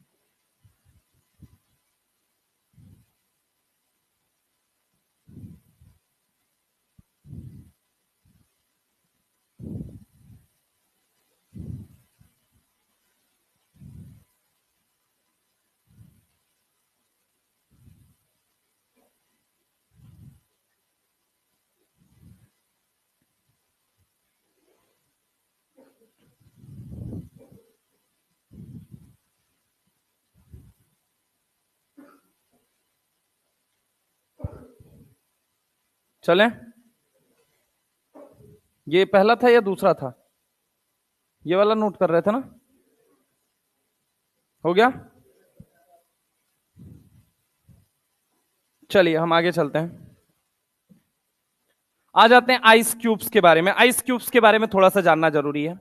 दरअसल अगर मैं आपसे बात करूं, देखो 4 पानी के वाटर मॉलिक्यूल हैं। अगर आप ढंग से देखेंगे तो यहां पे देखिएगा, एक पानी का मॉलिक्यूल ये है आपके सामने, ये रहा एक पानी का मॉलिक्यूल, एक पानी का मॉलिक्यूल ये रहा। दूसरा पानी का मॉलिक्यूल अगर आप देखते हैं तो दूसरा पानी का मॉलिक्यूल कौन सा नजर आएगा, ये। तीसरा कौन सा नजर आएगा, ये वाला। एंड चौथा कौन सा नजर आएगा, ये वाला। सुनिएगा जरा गौर से। ये चारों पानी के मॉलिक्यूल्स होते हैं। आपको पता है पानी का एक मॉलिक्यूल, सबसे पहला सवाल, पानी का एक मॉलिक्यूल कितने हाइड्रोजन बॉन्डिंग शो करता है? तो यहाँ पे ये कितने एच बॉन्डिंग शो करेगा? पानी का एक मॉलिक्यूल 4 एच बॉन्ड। तो वाटर का एक मॉलिक्यूल जो होता है वो कितने हाइड्रोजन बॉन्ड बनाता है? 4। तो अब देखो सबने बना रखा है, कैसे बना रखा है? ये अपने ऊपर वाले दोनों से बनाएगा, ये अपने नीचे वाले तीनों से बनाएगा, समझ रहे हो? ये अपने नीचे वालों से बनाएगा, नीचे वालों के साथ बनाएगा।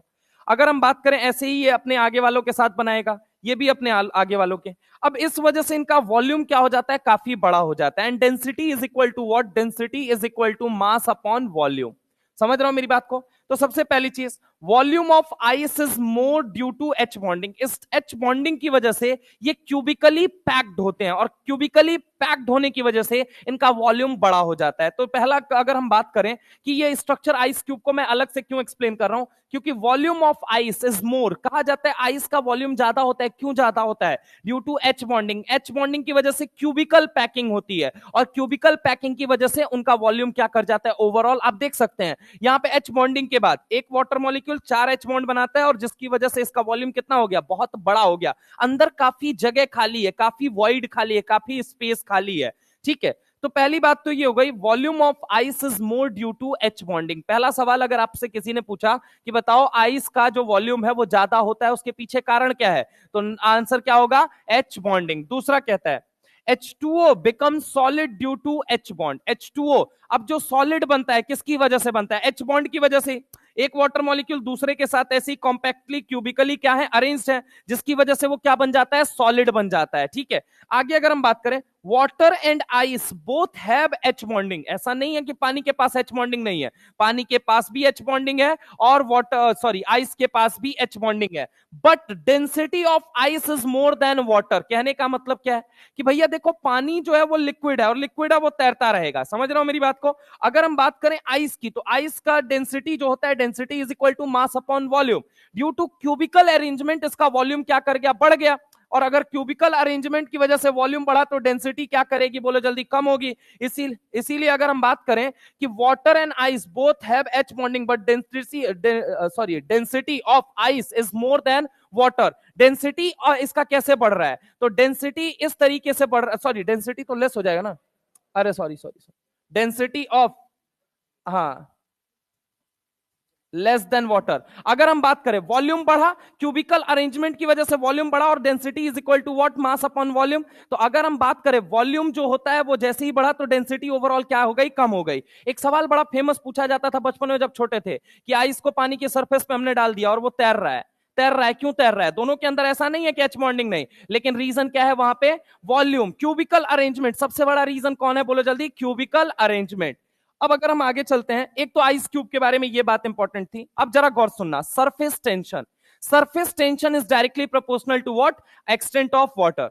पानी के अंदर फूकते हो तो बुलबुला नहीं बनता है, सरफ डाल देते हो तो बुलबुला बनने लगता है। क्यों? कारण क्या है? दरअसल क्या है कि पानी का एक मॉलिक्यूल, मान लो मैंने ये ले लिया, ये एक वाटर का मॉलिक्यूल मैंने ले लिया, और यहां पे भी एक वाटर का मॉलिक्यूल मैंने ले लिया।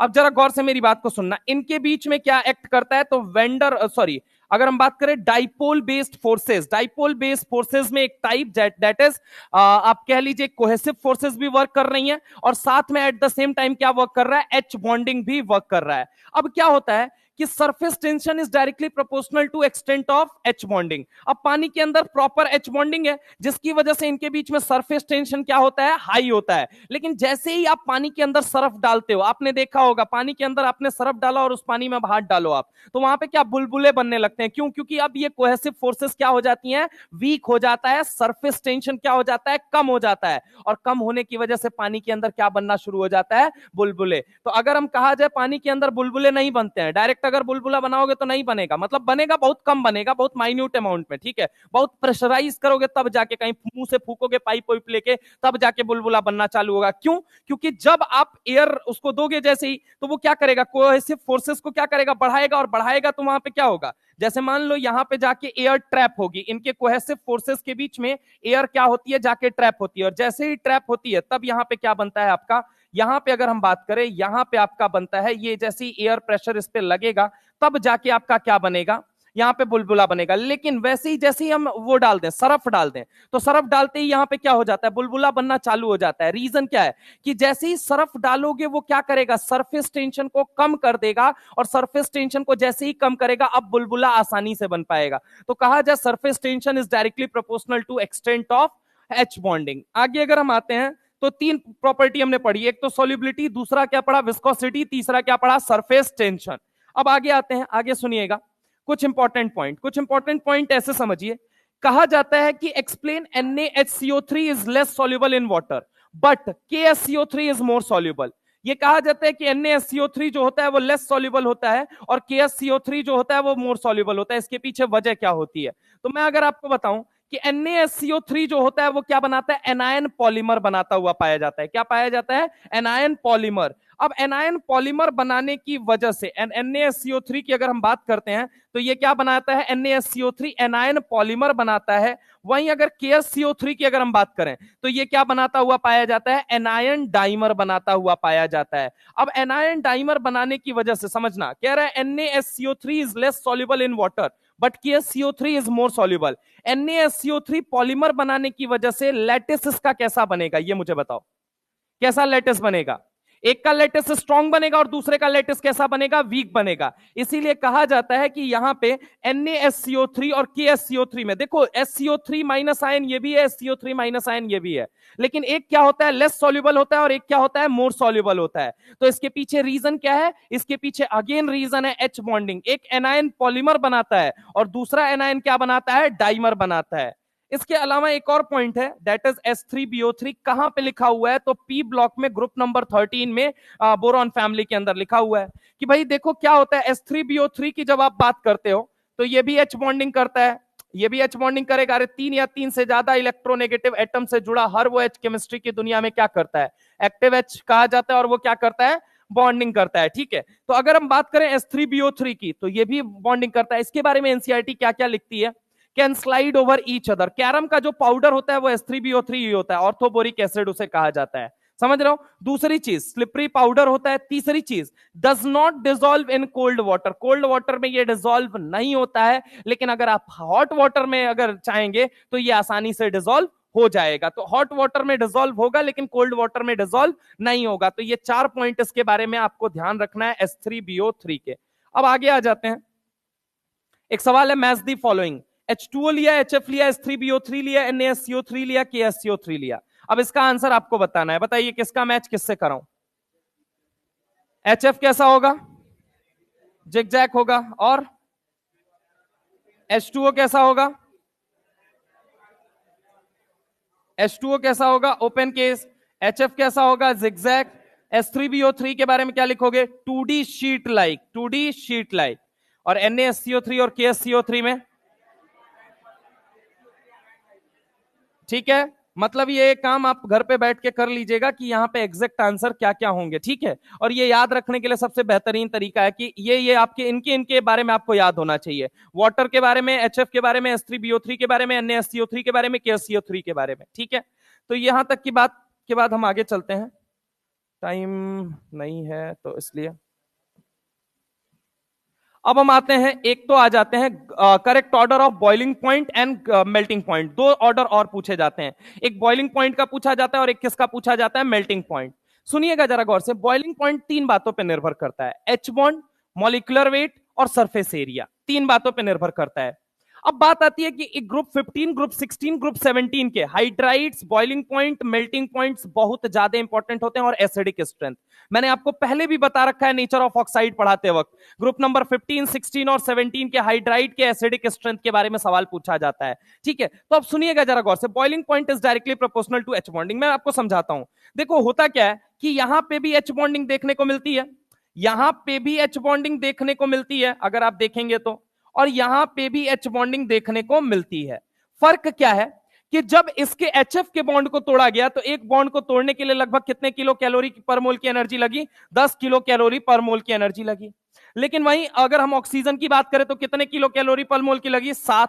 और अगर वहीं हम बात करें कि नाइट्रोजन के लिए कितने किलो कैलोरी की मोल की एनर्जी लगी, 3। अब यहां बताओ कितने एच बॉन्डिंग बना सकते हैं, ये मुझे बताओ, ये मुझे बताओ कितने एच बॉन्डिंग बना सकते हैं, कितने बना सकते हैं, 4। 4 इंटू 3 मतलब टोटल एनर्जी कितनी आई 12। यहां पे अगर एक बॉन्ड को तोड़ने के लिए 7 किलो कैलोरी पर मोल की एनर्जी लगी है तो कितने एच बॉन्डिंग बन रही है 4। तो 7 चौक को ये कितना हो गया 28। अब बताओ यहां पे अगर मैं बात करूं एक बॉन्ड को तोड़ने के लिए 10 किलो कैलोरी पर मोल की एनर्जी लगी है तो यहां पे कितने बॉन्ड है टोटल अगर हम बात करें दो। दो ही बॉन्ड अगर बेसिकली अगर हम बात करें ऐसे नहीं जिगजैग फॉर्म में है जिगजैग में बताया था कि कैसे वो बॉन्डिंग करते हैं ठीक है। तो यहां पे कितना हो गया 10 इंटू 2। तो एक बात बताओ सबसे ज्यादा एनर्जी किसके बॉन्ड को तोड़ने के लिए लग रही है H2O। उसके बाद से बताना HF उसके बाद बताना NH3। यानी अगर इन तीनों में कंपैरिजन पूछा जाए सबसे पहले तो सबसे ज्यादा किसका होगा H2O देन किसका होगा HF देन किसका होगा NH3। यानी कि अगर हम बात करें ये अपने ग्रुप में एकदम टॉप मोस्ट प्रायोरिटी पे आएंगे। जबकि अगर हम इनकी बात करें तो यहां पे क्या होता है हाइड्रोजन बॉन्डिंग ज्यादा है लेकिन एक्सटेंट क्या है उसका कम है। एनर्जी क्या लग रही है उस बॉन्ड को तोड़ने में कम एनर्जी लग रही है उतना स्ट्रॉन्ग एच बॉन्डिंग नहीं है। एच बॉन्डिंग में भी स्ट्रॉन्ग है या वीक है। तो यहां पे देखो यहां पे भी 4 हो रहा है यहां पे भी 4 है। फर्क क्या है कि ये जो 4 है ये भारी पड़ रहा है किस पे एच एफ पे भी और NH3 पे भी। क्यों क्योंकि यहां पे इस बॉन्ड का जो एक्सटेंट है वो बहुत ज्यादा हाई है जिसकी वजह से ये स्ट्रॉन्ग एच बॉन्डिंग कर रहा है। समझ रहे हो यहां पे बैलेंस्ड पार्शियल डेल्टा और पार्शियल डेल्टा नेगेटिव और पॉजिटिव चार्ज देखने को मिलता है जबकि यहां पे अनबैलेंस देखने को मिलता है। यहां पे भी अनबैलेंस देखने को मिलता है इस वजह से H2O HF और NH3 में सबसे ज्यादा किसका है H2O देन किसका है HF देन किसका है NH3। अब सुनिएगा जरा गौर से 15 16 17 दिया। अब आप बताइए मुझे मैंने क्या बोला बॉइलिंग पॉइंट सबसे पहले किस पे निर्भर करता है H बॉन्ड उसके बाद किस पे निर्भर करता है मॉलिक्यूलर वेट और तीसरे नंबर पे सरफेस एरिया। मैंने कहा कि इन तीनों के अंदर क्या होती है एच बॉन्डिंग होती है। क्या होती है एच बॉन्डिंग। लेकिन इसके अंदर जो एच बॉन्डिंग होती है उतने अच्छे लेवल पे नहीं होती है। तो यहां पे इस ग्रुप के अंदर क्या डोमिनेट करेगा इस ग्रुप के अंदर सबसे पहले क्या है मॉलिक्यूलर वेट डोमिनेट करेगा। मॉलिक्यूलर वेट सबसे ज्यादा किसका होता है ये मुझे बताना जरा गौर से। एक का इसका ज्यादा होता है। अब बाकी इन दोनों में क्या पहले डोमिनेट करेगा एच बॉन्डिंग। तो ये कौन से नंबर पे आ गए पहले और ये कौन से नंबर पे आ गए पहले नंबर पे। अब आ जाइए दूसरे नंबर पे बाकी सब में कहीं एच बॉन्डिंग नहीं है। एच बॉन्डिंग नहीं है तो अब क्या देखोगे एच बॉन्डिंग से नहीं आंसर समझ में आया तो क्या देखना है मॉलिक्यूलर वेट। सबसे ज्यादा मॉलिक्यूलर वेट किसका है बोलो जल्दी HI का। दूसरे नंबर पे ये आ गए तीसरे नंबर पे ये आ गए और चौथे नंबर पे कौन आ गए ये आ गए। अब जरा गौर से मेरी बात को समझना 1 2 3 4 इनके केस में अगर हम बात करें तो देखो यहां एच बॉन्डिंग है लेकिन एक्सटेंट उतना ज्यादा नहीं है। SBS3 के अंदर अगर मैं तुमसे बात करता हूं तो सुनना जरा गौर से यहां पे क्या हो गया यहां पे मॉलिक्यूलर वेट पहले डोमिनेट कर गया। अब आइए दूसरे नंबर पे अब दूसरे नंबर पे देखते हैं तो एक्सटेंट इतना भी कम नहीं है कि वो सबसे पीछे चला जाए। समझ रहे हो इस वजह से ये कौन से नंबर पे आ जाता है दूसरे और ये कौन से नंबर पे आ जाएगा तीसरे। तीसरे नंबर पे क्यों आ रहा है समझ में आ रहा है या नहीं आ रहा है मॉलिक्यूलर वेट और उसके बाद से चौथे। समझ रहे हो तो यहां पे ऑर्डर क्या हो जाएगा 1 3 4 2 और यहां पे क्या आंसर हो गया 1 2 सॉरी 1 4 3 2 1 4 3 2। जस्ट उल्टा रिवर्स कर दो ना तो तुम्हारा मेल्टिंग पॉइंट का ऑर्डर आ जाता है। अब ऐसा क्यों होता है सर बॉइलिंग पॉइंट में आपने बताया मेल्टिंग पॉइंट में ऐसा क्यों होता है। मेल्टिंग पॉइंट एक और फैक्टर पे निर्भर करती है जिसे हम क्या कहते हैं पैकिंग यूनिट। किस पे डिपेंड करती है पैकिंग। जब आप देखते हैं वाटर के अंदर अब देखिएगा जरा गौर से वाटर के अंदर अभी मैंने बताया अरेंजमेंट कैसा होता है क्यूबिकल अरेंजमेंट जिससे सिमेट्रिकल शेप बनता है। NH3 के अंदर भी जो अरेंजमेंट होता है वो कैसा होता है लीनियर अरेंजमेंट और अरेंजमेंट पैकिंग अच्छी होने की वजह से इस बार वाटर की मेल्टिंग पॉइंट भी ज्यादा बॉइलिंग पॉइंट भी ज्यादा। ठीक है वहां एक्सटेंट ऑफ एच बॉन्डिंग की वजह से होता है और यहां पे किसकी वजह से होता है पैकिंग। और NH3 के अंदर सेकंड नंबर पे और HF के अंदर कितने नंबर पे आ जाता है थर्ड। मतलब जो कोई चेंज आ रहा है वो NH3 और HF में आ रहा है। हाँ या ना NH3 और HF में आ रहा है। किस में आ रहा है NH3 और HF में। अब देखिएगा जरा गौर से इस बार कहानी पलट जाती है। पैकिंग तगड़ी किसके अंदर है बोलो जल्दी NH3 के अंदर H2O के अंदर लेकिन उतनी अच्छी पैकिंग किसके अंदर नहीं है बताओ जल्दी HF। तो सबसे पहली चीज पैकिंग देखोगे पैकिंग के बाद क्या देखना है अगर हम बात करें तो एच बॉन्ड भी एक फैक्टर होता है। अब इसके बाद हम बात करें तो मॉलिक्यूलर वेट। तो बाकी सब में आपको क्या देखने को मिल रहा है ये मुझे बताओ बाकी सब में आपको कोई भी एच बॉन्डिंग देखने को मिल रही है क्या नहीं ना। तो अब फैक्टर कौन सा बनेगा बोलो जल्दी मॉलिक्यूलर वेट। तो मॉलिक्यूलर वेट देखोगे तो सबसे पहले अगर हम बात करें यहाँ पे आंसर क्या हो जाएगा ये 2 ये क्या हो जाएगा 3 ये क्या हो जाएगा 4 और यहाँ पे भी क्या हो गया 2 ये क्या हो गया 3 ये क्या हो गया 4। मतलब NH3 का सबसे ज्यादा melting point then SBS3 then ASS3 then PS3 का होता है। इधर आ जाओ तो यहाँ पे क्या ऑर्डर होता है बताना जरा H2O का सबसे ज्यादा मेल्टिंग पॉइंट देन होता है H2T देन होता है H2SC देन होता है H2S। लेकिन HF के केस में जब आप बात करते हैं, चूंकि यहां पैकिंग उतनी अच्छी नहीं होती है, जिसकी वजह से अब इस बार किस पे डिपेंड करेगा ज्यादातर मेल्टिंग पॉइंट, मॉलिक्यूलर वेट पे। तो ये पहले नंबर पे आ गया, ठीक है, मॉलिक्यूलर वेट की वजह से, ये वेट ज्यादा होने की वजह से ये पहले नंबर पे।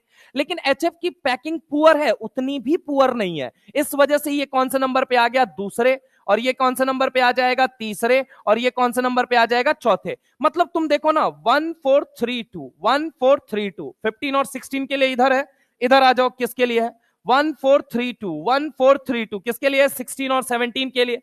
जो चेंजेस आ रहे हैं वो किस में आ रहे हैं, 15 में, और नहीं तो किस में आ रहे हैं, 17 में। तो याद रखिएगा कि वाटर का बॉइलिंग पॉइंट भी ज्यादा होता है, मेल्टिंग पॉइंट भी ज्यादा होता है, मेल्टिंग पॉइंट पैकिंग की वजह से ज्यादा होता है, बॉइलिंग पॉइंट H बॉन्डिंग की वजह से ज्यादा होता है, ठीक है। तो ये बेसिकली आपका ऑर्डर बनता है group number 15, group number 16, group number 17 के हाइड्राइड्स में। इसके साथ एक और पॉइंट मैं यहीं पे ऐड कर देना चाहता हूं, ऑल्दो आई नो कि वो पॉइंट बड़ा अलग है, बट फिर भी मैं ऐड कर देना चाहता हूं। ऐड क्या, कि correct order of, correct order of, correct order of, correct order of acidity. ये भी सवाल बड़ा फेमस है, एसिडिटी, इसको भी यहीं पे लिख लीजिएगा। हालांकि ये थोड़ा एक्सक्लूडेड है, बट एनीवे हम जब 15 16 को कवर कर रहे हैं तो हम एक साथ ही हमें कवर कर लेना चाहिए कि 15 और 16 और 17 के हाइड्राइड का एसिडिक स्ट्रेंथ, ठीक है। तो एसिडिक स्ट्रेंथ भी अगर आपको पता रहेगा ना, तो एक साथ में आपकी दिक्कत सारी सॉल्व हो जाएगी। तो यहां पे अगर हम यहां पे हाइड्राइड के एसिडिक स्ट्रेंथ का ऑर्डर, एसिडिक स्ट्रेंथ का ऑर्डर, एसिडिक स्ट्रेंथ का ऑर्डर अगर हम बात करते हैं तो देखिएगा, करेक्ट ऑर्डर में अगर हम बात करें, सबसे पहली चीज सुनिए, 16 में कौन होता है, H2O होता है, देन कौन होता है, H2S होता है, देन कौन होता है, H2SC होता है, देन कौन होता है, H2T होता है, ठीक है। और दूसरा अगर हम बात करें तो क्या हो गया, 17 में HF हो गया, फिर क्या हो गया, HCl हो गया, फिर क्या हो गया, HBr हो गया, और फिर क्या हो गया, HI हो गया। वैसे मैं तुमको बताऊं, मैंने पीछे ना एक कलर कोड से खेला हुआ है, तुम अगर देखोगे तो, तुम देखोगे ना, ढंग से देखो, तुम ऑब्जर्व करोगे, तुमको एक कलर कोडिंग उसमें नजर आएगी। और वो कलर कोडिंग जानबूझ के मैंने की है, और वो हर जगह आप भी किया करो। इससे क्या होगा ना, चीजें आपके लिए याद हो जाएंगी, बहुत जल्दी याद हो जाएंगी आपके लिए। कलर कोडिंग में अगर आप देखोगे तो पहले देखो रेड नंबर पे, और मैंने पता है कहां सेलेक्ट किया था, यहाँ के कलर से सेलेक्ट किया था। पहले नंबर पे रेड है, दूसरे नंबर पे ये वाला है, तीसरे नंबर पे कौन सा वाला है, ग्रीन वाला, और चौथे नंबर पे कौन सा वाला है, ये वाला कलर है, ठीक है। तो अगर मैं आपसे बात करूं, यहां पे जरा गौर से देखना, यही दोनों जगह किया है, यहां पे भी करते हैं, सुनना। ग्रुप नंबर 16 और 17 में एक बात बताओ, आपको पता है कि मैंने आपको बोला था लेफ्ट से राइट जाने पे, लेफ्ट से राइट जाने पे मैंने बोला था जो नेचर ऑक्साइड का होता है वही नेचर हाइड्रो ऑक्साइड का होता है। तो मैंने बोला था acidic strength of oxide and hydro oxide ये क्या करती है, बोलो जल्दी, इंक्रीज करती है। वहीं अगर मैं बात करूं टॉप से बॉटम जाने पे, कहां से, ऊपर से नीचे आने पर, टॉप से बॉटम आने पर, ऊपर से नीचे आने पर क्या होता है, दरअसल बेसिक स्ट्रेंथ जो होता है ऑक्साइड का इंक्रीज करता है, basic strength of oxide and hydro oxide increase करता है। लेकिन एट द सेम टाइम मैंने तीसरी बात भी बोली थी, और वो तीसरी बात ये बोली थी कि याद रखिएगा, ये तो पहली बात हो गई, ये हो गई दूसरी बात, और मैंने तीसरी बात क्या बोली थी आपसे कि भाई एसिडिक स्ट्रेंथ ऑफ हाइड्राइड, कौन से हाइड्राइड, तो ग्रुप नंबर, अगर हम बात करें तो कौन से ग्रुप नंबर 16 और 17 का, ऊपर से नीचे जाने पे down the group, down the group क्या होता है, एसिडिक स्ट्रेंथ क्या करता है, down the group acidic strength increases, क्या करता है, इंक्रीज करता है। तो यहां पे अगर हम बात करें HF, HCl, HBr और HI के अंदर, तो यहां पे ऑर्डर क्या देखने को मिलता है, तगड़ा एसिड कौन होगा, तो तगड़ा एसिड कौन होगा, HI सबसे पहले नंबर पे आएगा। HI और H2SC क्या आएगा, सबसे पहले नंबर पे आएंगे एसिडिटी के टर्म्स में। फिर उसके बाद से H2SC और HBr कौन से आएंगे, दूसरे नंबर पे आएंगे। H2S और HCl जो आएंगे ये कौन से नंबर पे आएंगे, तीसरे नंबर पे। और HF और H2O कौन से नंबर पे आएंगे, तो ये आएंगे आपके चौथे नंबर पे आएंगे, यानी कि ऑर्डर ये हो जाएगा। अब जब हम ये बात कर रहे हैं तो हमें एक बात और नहीं भूलनी चाहिए, ग्रुप नंबर 15 वालों के लिए एसिडिटी नहीं पूछेगा, बेसिसिटी पूछेगा। ग्रुप नंबर 15 वालों के लिए पी ब्लॉक में बेसिसिटी मेंशन की गई है, तो इन दोनों के लिए एसिडिटी पूछेगा, उसके लिए बेसिसिटी पूछेगा। तो आइए वो भी मैं करा देता हूं यहीं पे, ताकि वो लाइन से, हालांकि मैंने अभी ड्रैगो रूल में ही करवाया है, लेकिन मुझे पता है एनसीईआरटी में दिया गया and it is going to be important, might possible. तो यहां पे ग्रुप 15 के बेसिसिटी के बारे में पूछेगा। ग्रुप 15 में एसिडिटी नहीं पूछेगा, ग्रुप 15 में क्या पूछेगा, बेसिसिटी पूछेगा। तो ग्रुप 15 में कौन है, देखो जरा गौर से, NH3 है, यहां पे क्या होता है, एक लोन पेयर होता है। PS3 है, यहां पे क्या होता है, एक लोन पेयर होता है, जनरली ये लोग लोन पेयर देते हैं। उसके बाद कौन होता है, ASS3 होता है, इसके पास भी लोन पेयर होता है। उसके बाद कौन होता है, SBS3 होता है। लेकिन अगर आपको याद हो ड्रैगो का कंसेप्ट, तो ड्रैगो ने क्या बोला था, there are few molecule which do not show hybridization. अरे हाँ ना बोलो भाई, ए भाई क्या कर रहा है तू, क्या बोला था ड्रैगो ने, क्या बोला था, ड्रैगो रूल क्या था, हाँ हाँ क्या था ड्रैगो रूल, हाँ सॉरी सर, तीसरी बार टोक रहा हूं, अगली क्लास से उठ के चला जाना बाहर, समझ रहा है, तुम्हारे चीजों का होना भी नहीं है वैसे भी इस हरकत पे। इधर आओ, यहां पे बैठ के लिख रहा है क्या था। अगर हम बात करें, भाई ये सब बताया जा चुका है, तुम्हारे एग्जाम के लिए बताया जा रहा है, नवंबर आ गया है, कम से कम सीरियस हो जाओ यार।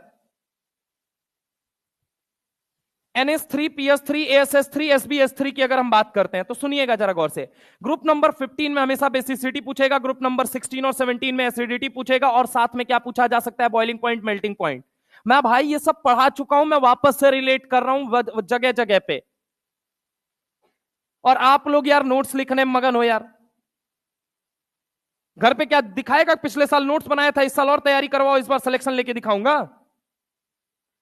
इधर देखो, NH3, PS3, ASS3, SBS3। आपको पता है ड्रैगो ने क्या बोला था, ड्रैगो ने ये कहा था, there are few molecule which do not show hybridization, the main 3 reason was, lone pair is present in SH orbital, electronegativity of surrounding atom is very low, and तीसरी बात, size of central atom is very large. आज याद भी नहीं है आपको, आप ये देखिए कंडीशन आपकी, यहां पे NH3, PS3, ASS3 और SBS3 की अगर हम बात करते हैं, तो ये लोन पेयर कहां प्रेजेंट होगा, ड्रैगो रूल के अकॉर्डिंग s ऑर्बिटल में प्रेजेंट है, loan pair is present in s rich orbital, और s रिच ऑर्बिटल में प्रेजेंट होने की वजह से, s रिच ऑर्बिटल कैसा होता है, नॉन डायरेक्शनल होता है। अगर हम बात करें तो ये कैसा हो जाएगा, नॉन डायरेक्शनल। अब lone pair s rich orbital में होगा, ये बात हमें किसने बताई थी, बेंट ने बताई थी। अब ये कैसा होगा, नॉन डायरेक्शनल, नॉन डायरेक्शनल है इसलिए इजिली डोनेट नहीं कर पाएगा, इजिली डोनेट नहीं कर पाएगा, इजिली डोनेट नहीं कर पाएगा, इजिली डोनेट नहीं कर पाएगा, और इजिली डोनेट नहीं कर पाएगा। इसी वजह से अगर हम बात करें, जैसे जैसे आगे जाओगे वैसे वैसे एस कैरेक्टर बढ़ता जाएगा, इसी वजह से NH3 का सबसे ज्यादा, देन होता है PS3, देन कौन सा होता है ASS3, देन कौन सा होता है SBS3, और सबसे लास्ट में कौन आएगा, BIS3 आएगा। तो ये ऑर्डर कहां दिया गया है, ग्रुप नंबर 15 में दिया गया है, P ब्लॉक में दिया गया है, जाके भरोसा होगा तो वहां टेबल में देखना, ठीक है, टेबल में दिया गया NH3, PS3, ASS3 और SBS3 के बेसिसिटी का ऑर्डर। तो और कहां पे दिया गया है, अगर हम बात करें P ब्लॉक क्लास 12 के अंदर, आ गया एग्जाम में ना, फिर उसके बाद से गाते रहना गाना।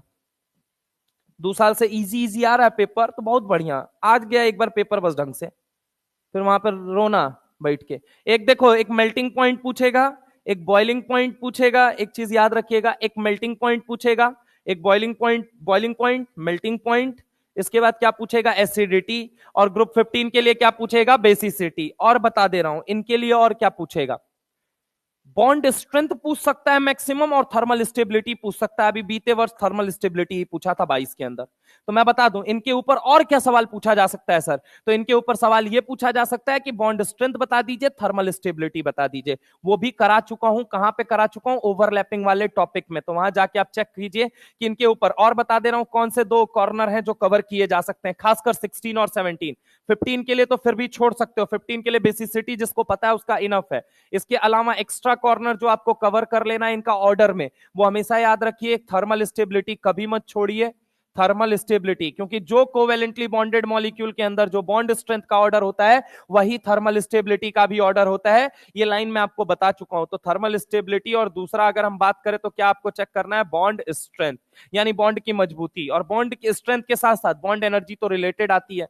So this was all about today's session. Rest will proceed later on. Thank you very much. स्वस्थ रहिए, मस्त रहिए, जबरदस्त रहिए, और पढ़ाई के अंदर व्यस्त रहिए।